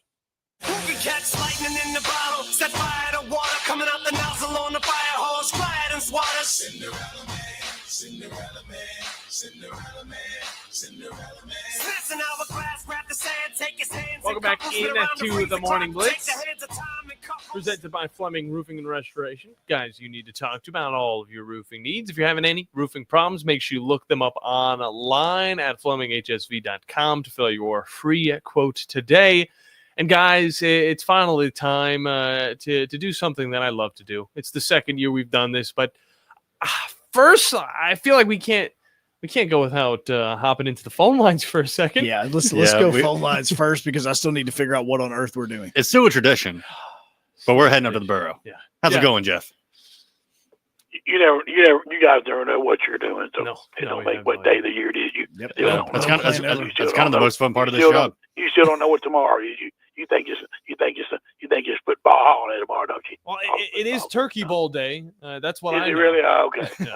Yeah. Guess you can get a turkey leg and watch some football, but I'll be watching some basketball for any on. There probably won't be none of it. I might watch the Detroit Lions and the Chicago Bears. Hope the Bears win, but they probably won't. But that's okay. They got their quarterbacks getting better, so that's okay. That is true. They're gonna be there one day. At least they have won a Super Bowl, like the Detroit the losers. That's their nickname is. Their Lions or losers, whatever their name is. Last time they won the NFL championship, I think the Edsel was a top car. Then y'all talk about championships being old, so that's what they. I don't think Wolverine Dan's even born when they won the last time, was it? Yeah. They probably didn't even around. So y'all talk about Kentucky's old championships. I talk about Detroit Lions old ones. Okay. You think they're so great and going to win it all. So that's what I'm going to talk about. Is they're all the championships, the Super Bowls they never won. They've never been there. So when they get there, you let me know. They're the best team in the NFL right now. Best team in the NFC. Yeah, that's what I would say now. Because in my opinion, the best team's the Ravens. Good enough. I'm still on that Eagles team. It's not good enough, but we have to see the rest of the season play out to see if they can hit that stride. See, it'll be over about June 1, right? June 1, so it'll be over at June 1. But we'll see what happens. But the CFL ended their season. They had a great Grey Cup I watched a few weeks ago. So nice. They ended on a like I said, the NFL should adopt no fair catching, no touchbacks, but they should adopt that rule that if no fair catches, as soon as you catch it, run it. If you get nailed, well, bring the next guy in. I can't deny on that one, but do you think they should adopt the other rule too, where you miss a field goal and you still get a point? Yeah, so we call the Rouge. The Rouge, yeah. Well, no. What it is, you can have somebody back there return in the end zone. If they don't get out of there, then it's a Rouge, and they return everything, punts and kickoffs. Return all of them, no touchbacks. It's in the end zone. Well, they have 25-yard end zones too, so it's either 110-yard field and all that stuff, 3 downs and 3-minute warning, stuff of that nature. Yeah. So if we had 25-yard end zones in the NFL, we might do that since we only got 10. They're kicking the stands half the time, so that don't really count, I guess. but it don't really count. But no, I didn't want to talk about watch a little college. Watched a little bit of college basketball last night. Watched a little bit Kentucky. They played a pretty good opponent in the morning. Nice. Then I watched Auburn. They got a big lead and held on. So they were up with 21-5, whatever it was, and Carolina tried to come back. Got to 4 or 5 a few times, couldn't get it done. So they play Memphis. How about them UConn Huskies? Let Mr. Hurley. Think he said, I believe I'll go over Lakers now. I believe I'll spy. I believe I'll go to Los Angeles. Take that cash. He was and die. He's paying for it. 2 straight losses. I wonder if his contract's gonna be up.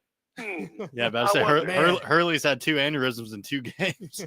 I know he ain't about 2 more. 2 more, he'd be dead. So it's a new coach. But goodbye. We get the assistant come on in. He almost got kicked off the island. Or we can have what's his name? Gino coach both teams. He'll be all right. I know you're gonna be. He's a lot better coach than Hurley is. I can tell you that. So, I know. Are you gonna be all the time? Are you gonna be staying up for their matchup tonight though against Dayton? Tipping off at 11. Dayton and who?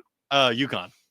No, I know UConn's not a blue blood, and I don't watch their basketball. Their women's team might be, but the men's team's not a blue blood. Just because you hang a bunch of banners, it don't make you a blue blood. That's Drew DeArmond's eye. He thinks if you hang a bunch of runner-up banners or a Final Four when that you're a blue blood. That's what he thinks Alabama's won now. Alabama won Final Four, Kentucky 17.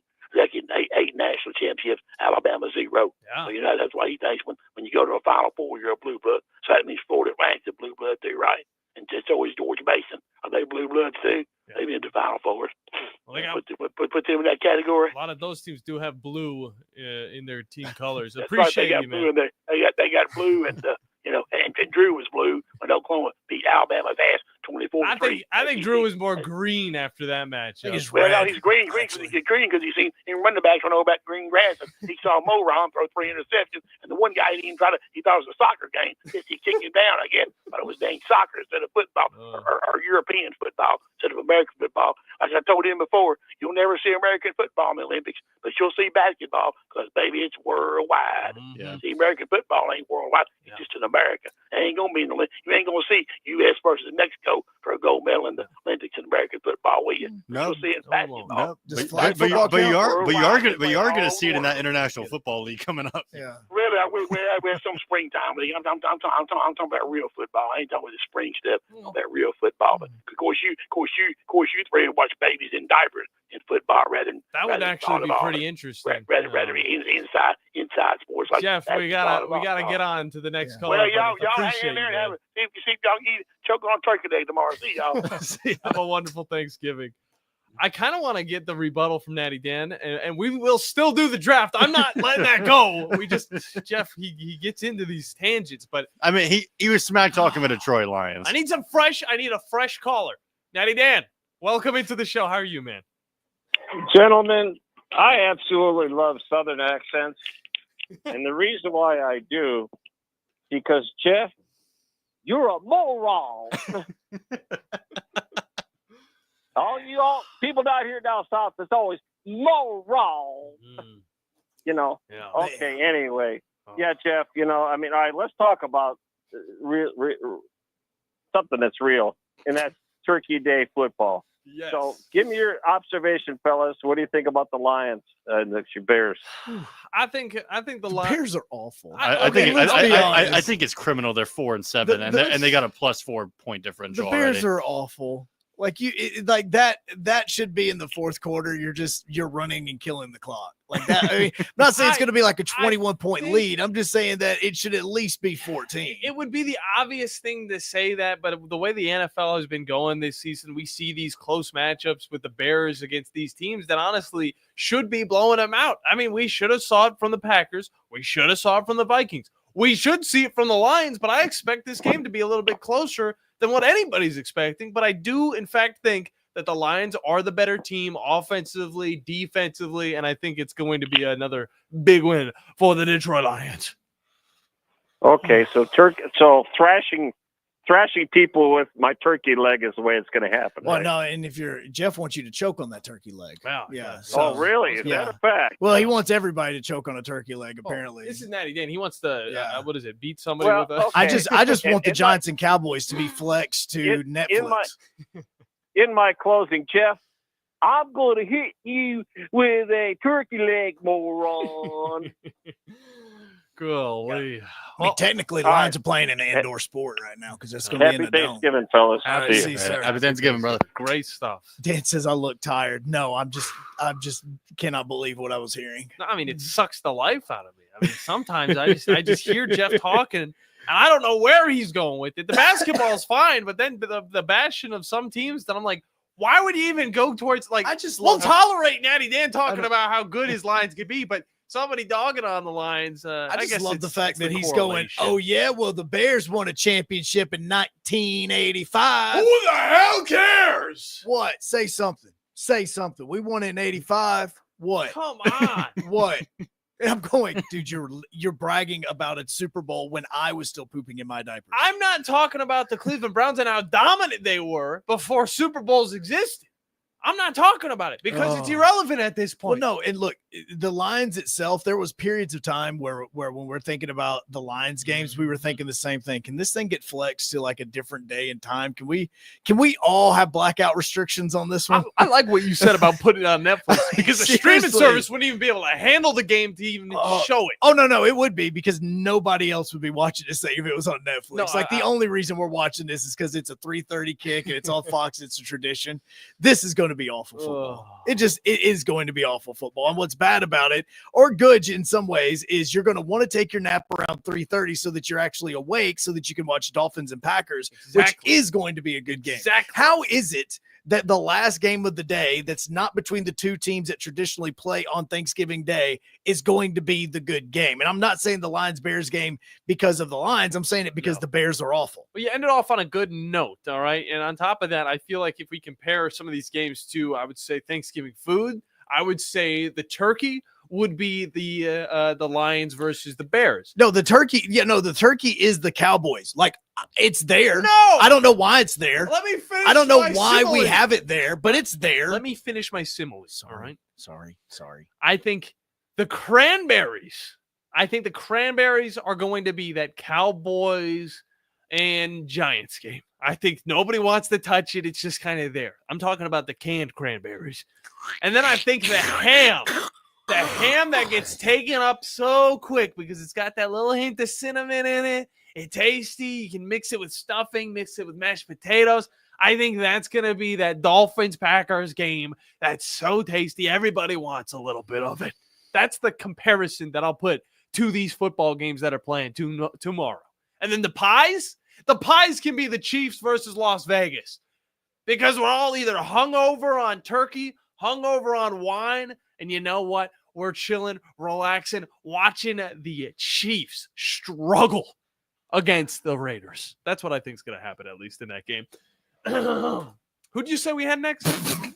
Sorry, I wasn't listening. I was too busy. He was too busy making analogies. Why am I hungry now? Of course. We got Dale on the hotline. What's going on, Dale? Hey guys, how y'all doing? Great, man. Apparently, we don't know what we're doing. So just, be careful. Yeah, that's what it sounds like. Y'all having a good time over there. Yeah, we are. I just want to do my wacky underdog pick. Let's get it in. Go for it, man. I'm thinking, has anybody took Florida State yet? No. I think people forgot Florida State was playing. Yeah, I'm going to take Florida State just for the heck of it. I'm so far behind, I got to do something different. Now, you could pick a little bit more reasonable games and still be in this thing. You're not too far behind. Okay, but... all right. Okay, let me back up then. Okay, thank you. What about Kansas State? Kansas State. I don't think anybody's picked Kansas State either. Let me see. Who are they even playing this week? I don't even remember. I felt like the way of both of y'all. Like, I have no idea. Kansas State is playing Iowa State this weekend, and Iowa State is a 2.5 point favorite in the game. Well, let's take a note from Bandy's book. Yeah, I'm going to take Kansas State. Okay. All right. I think that's probably a more realistic option too. I should have went with my heart and took Auburn, but I got a bad feeling, Joe. I think it's going to be bad. Well, I think here's my belief is we're finally getting the prediction. No, and here's my thing is as much as I bash Peyton Thorne, he has played much better the past few weeks. He's played much smarter. He has tried to not lose the game for Auburn, and that's the reason why they have been playing better. And even running the football, he's been able to keep it and run it better. So I will say that Auburn has a chance to win this game if he is going to get the football out of his hands quickly. Now, if you get Cam Coleman involved quickly, get him involved early where he's going to start collecting those yards, that's going to open up Jarquez Hunter. That's going to allow Auburn to score. So I'm actually going to sit, and I'm not going to think this game's going to be, I think Auburn's going to cover the spread. It's 11.5. I think Auburn's going to cover the spread. And depending on how Auburn's defense plays and schemes against Jalen Milroe, they do have an opportunity to win this game. So picking Auburn to win the Iron Bowl isn't a crazy pick.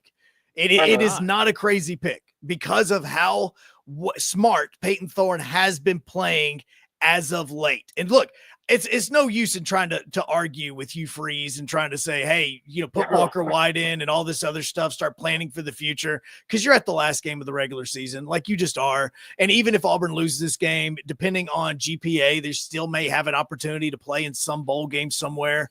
But I don't think it's going to be bad. I really genuinely don't. I'm going to be honest with you. It'd probably be the smart pick to make. And I don't want to be the guy that tells you what pick, but you already told him not to pick Florida State. Well, I mean, come on. They're 14.5 point dogs. There's a few other games. Well, I know, but all right, I'm going to change. I'm going to take Auburn. I want to see anyway. Can you change it? I'm going to do it. All right. Do you know who's going? Hey, you know who's going to be the field goal kicker for Auburn? They had a new guy last week. Yeah, he's the local kid. Yeah. He's local. Magoo finally get hurt. That's why I call him Magoo. I think he's got the yips. Was it the yips that we were talking about? No, that wasn't him that had the yips. Yeah, no.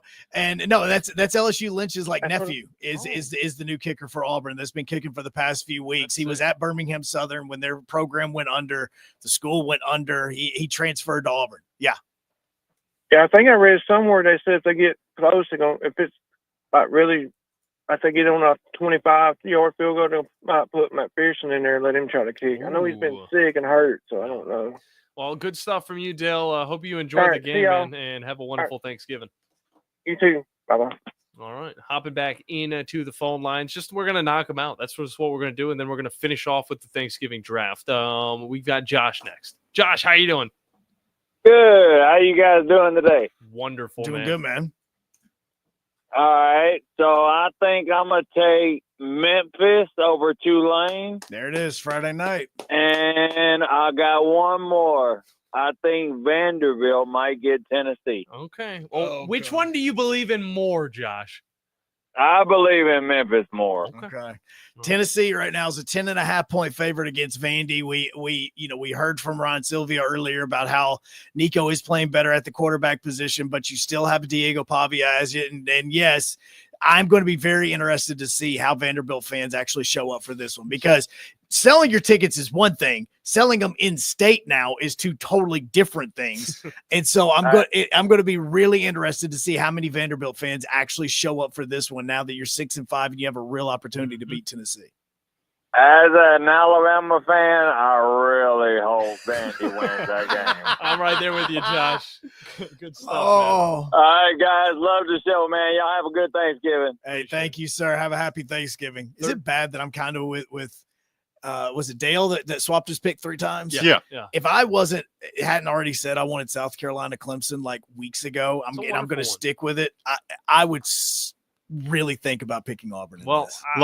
Do we want to put our picks in and then go to the draft of the next segment? No, we finish off last minute with our picks. Yeah, like as in the music's playing and we're like, oh crap, we forgot to do it. The picks. That's how we do it. No. We'll take it to break though. When we get back, the Thanksgiving draft is coming to you live from the Morning Blitz on 97.7 ESPN The Zone in Huntsville, Alabama.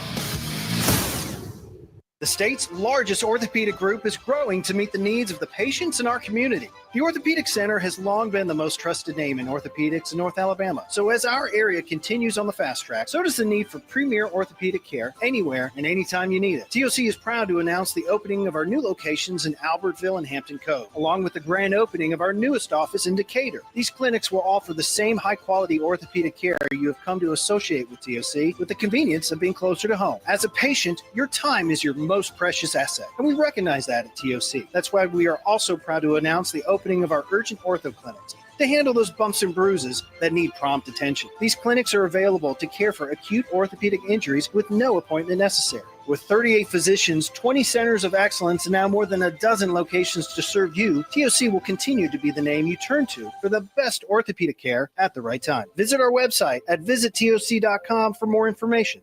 TOC, helping you live a better life.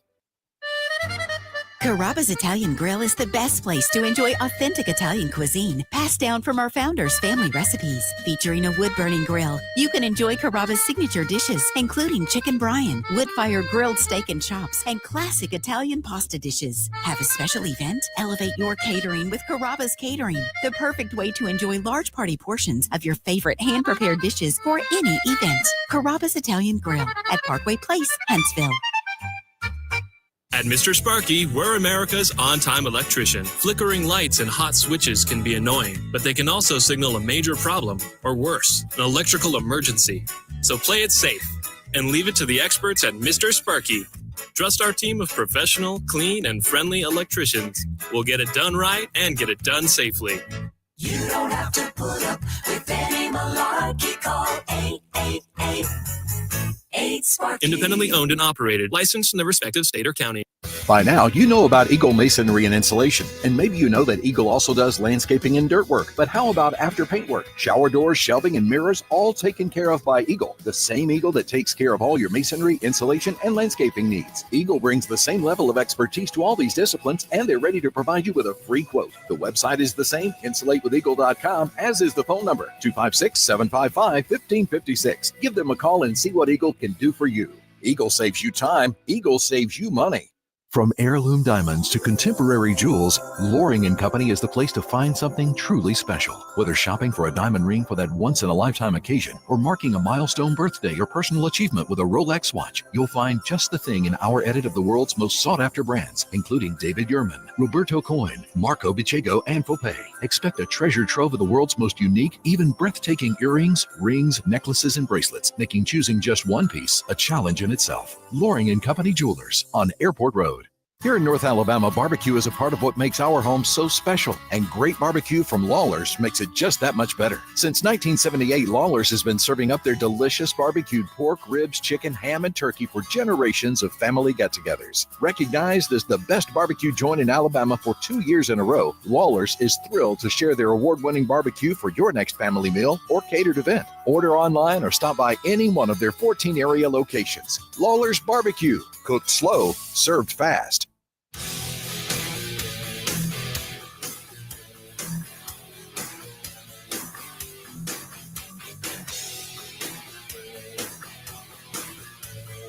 Final segment of the week for the Morning Blitz. John Abraham, Captain Cool, alongside the Bandy Man, Bailey Lowery, as well as Joe Hunk. If you guys want to get your wacky underdog picks in, head on over to our YouTube page at WZZN TV and comment them in the chat box, and you'll be able to get your picks in for, of course, that end of season prize that we're all very much looking forward to. So in the WZZN TV chat, Dan has a really good point that after the first two series of the game, we'll know who's going to win the Iron Bowl, because if Jalen is hot, Alabama is going to win. If not, then Auburn is going to win this game. I mean, when I saw this Alabama team last week in the first two series, they looked decent. They looked like they were going to go and just take this team out.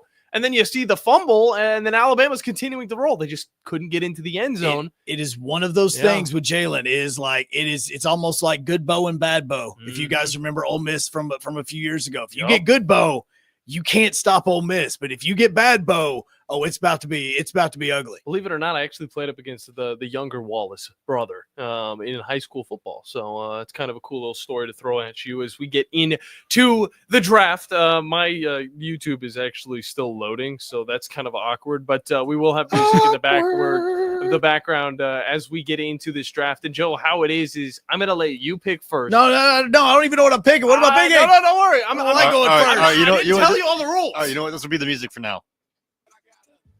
No. What's your fantasy? YouTube is going to kill us if we do that, all right? I got the music right here. What in heaven's name? I feel like we're about to have the feast. God, I feel like I can't have my elbows on the table. I feel like I'm in church. I mean, seriously. Like, all right, my hands are in my lap. I back up straight. Like, I can't. I can smell the little bread, the little bit of grape juice. Got to make sure you use the right fork. Oh, sorry. Is your dance card filled out? All right. Okay. This is the thing. You pick anything related to Thanksgiving in this draft. Joe, you're going to go first. Bandy's going to go second. I kind of have an idea of what he's going to pick just thinking about last year.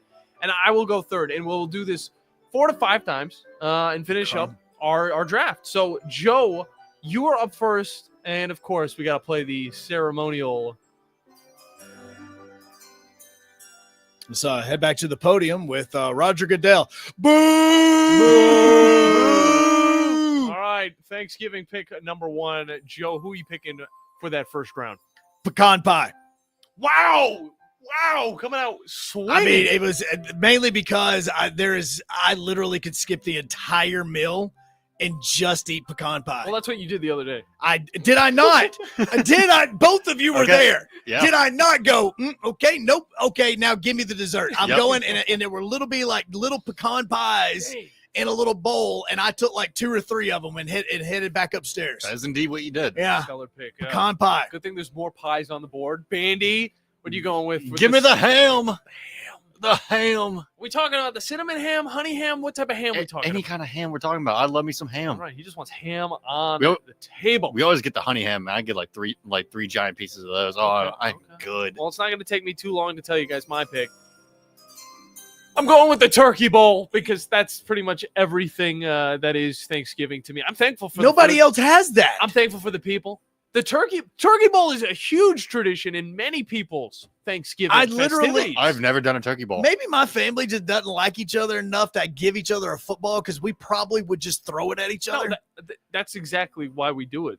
But because you can throw footballs at each other as hard as possible. We can tire each other out, before the feast. But I'm just saying, like I've never played a football game on Thanksgiving Day. Well, I've you better never start. done it. You better start. Never. Get that family together. You better start. All right, Joe, you're back on the board. Is the pick in?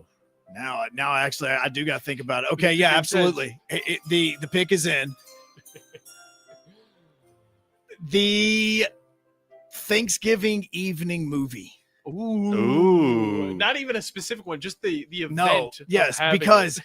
in my head, I cannot remember if movie theaters are open on Thanksgiving night anymore. Okay. But it should be. But Time to make that money. after Thanksgiving and after you have the meal, that is when we officially start to transition to Christmas. Yeah. And so that's when we start busting out the Christmas movies. That's a So- sleeper. That's a sleeper. So pick.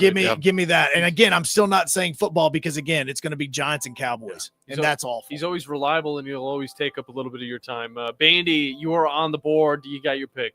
I do have my pick. Give me the Detroit Lions. You're just picking the Detroit Lions? I'm just picking the Detroit Lions. I'm just picking them up because every single year they play on Thanksgiving. You're not It's a wrong. Thanksgiving tradition to see the Um, Lions on TV. Speaking at of, this point, Speaking of the football games tomorrow, Ian Rappaport is reporting that Tommy DeVito is now listed as questionable.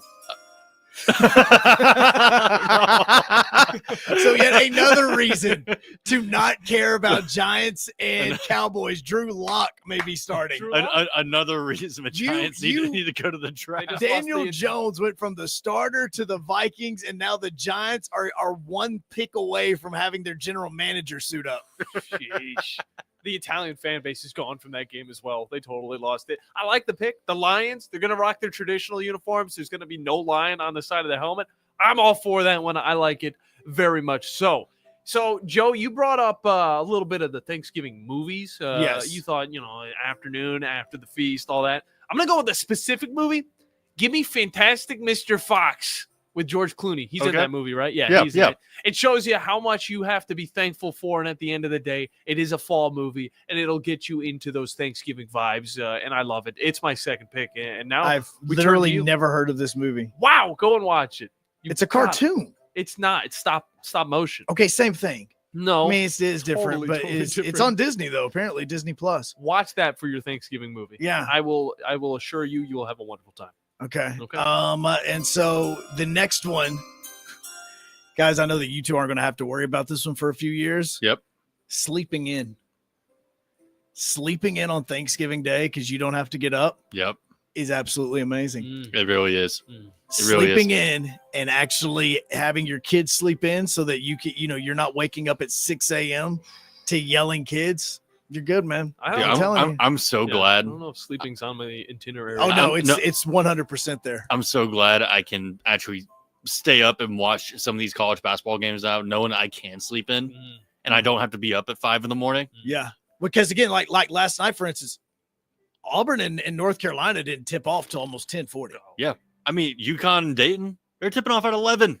That game at 11. That game that you mentioned, by the way, that you asked Jeff and the Borough about. Yeah, it's supposed to tip off at 11. Again, this is a tournament. It may not tip off until 11:30, maybe even midnight. Yeah, we don't know. Tradition. Because they all use only one arena, and there's like 4 games happening today. Gotcha.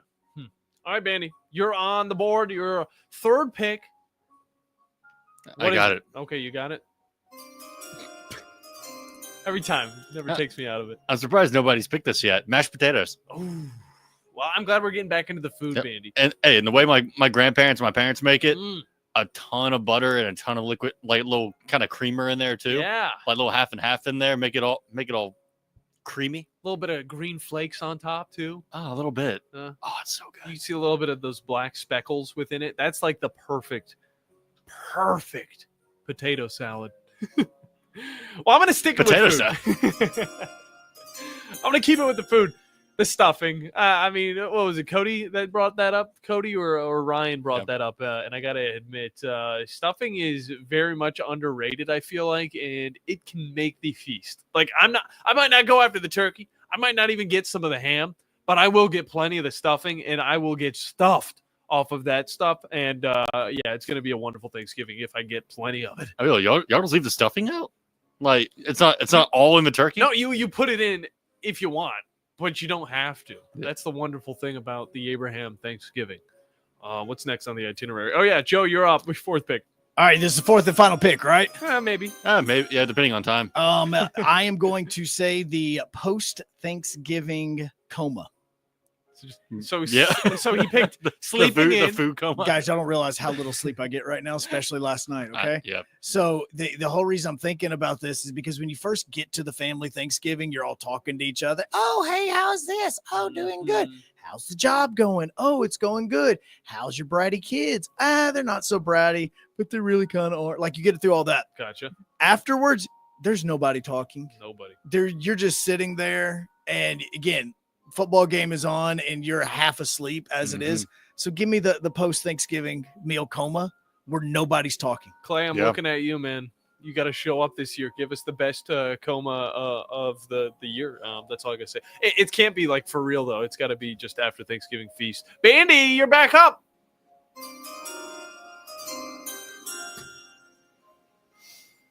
Charlie Brown. I knew he would go with this one. Charlie Brown. I thought this would be your first pick, but nobody else is going to pick the Charlie Brown movie. No, all the Thanksgiving special, any kind of holiday you can pick Charlie Brown for. True. All classics. Got a bunch of really good ones. We always have it on too, like during holiday time.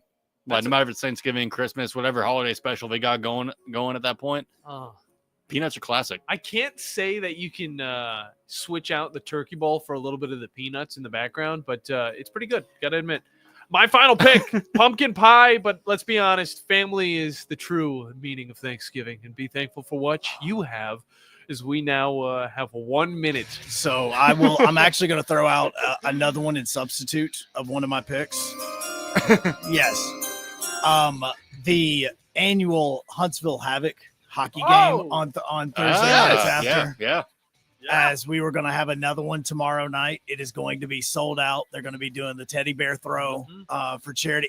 All that. That is a Thanksgiving tradition. Got a lot. And that is something that 8,000 other people are going to be enjoying. Got a lot of things going on the airways tomorrow. But guys, real quick, Wacky Underdog picks. What you got? Oh, I'm on mine. South Carolina. All right. Give me Vandy over Tennessee. All right. I'll go. I'm thinking Oklahoma over LSU. I think it's a match made in heaven. Give me those 6 points. My other one would be Auburn over Alabama. Nice. If I hadn't have already said, well, fine. That's what you get. Yeah. A wonderful I thought this was America, everybody. We'll see you on the Tom Abraham Show. Rich Eisen here from Monday Night Football on Westwood One. Join us all season long as we get you ready for primetime NFL action every Monday night. Along with Kevin Harlan, Hall of Fame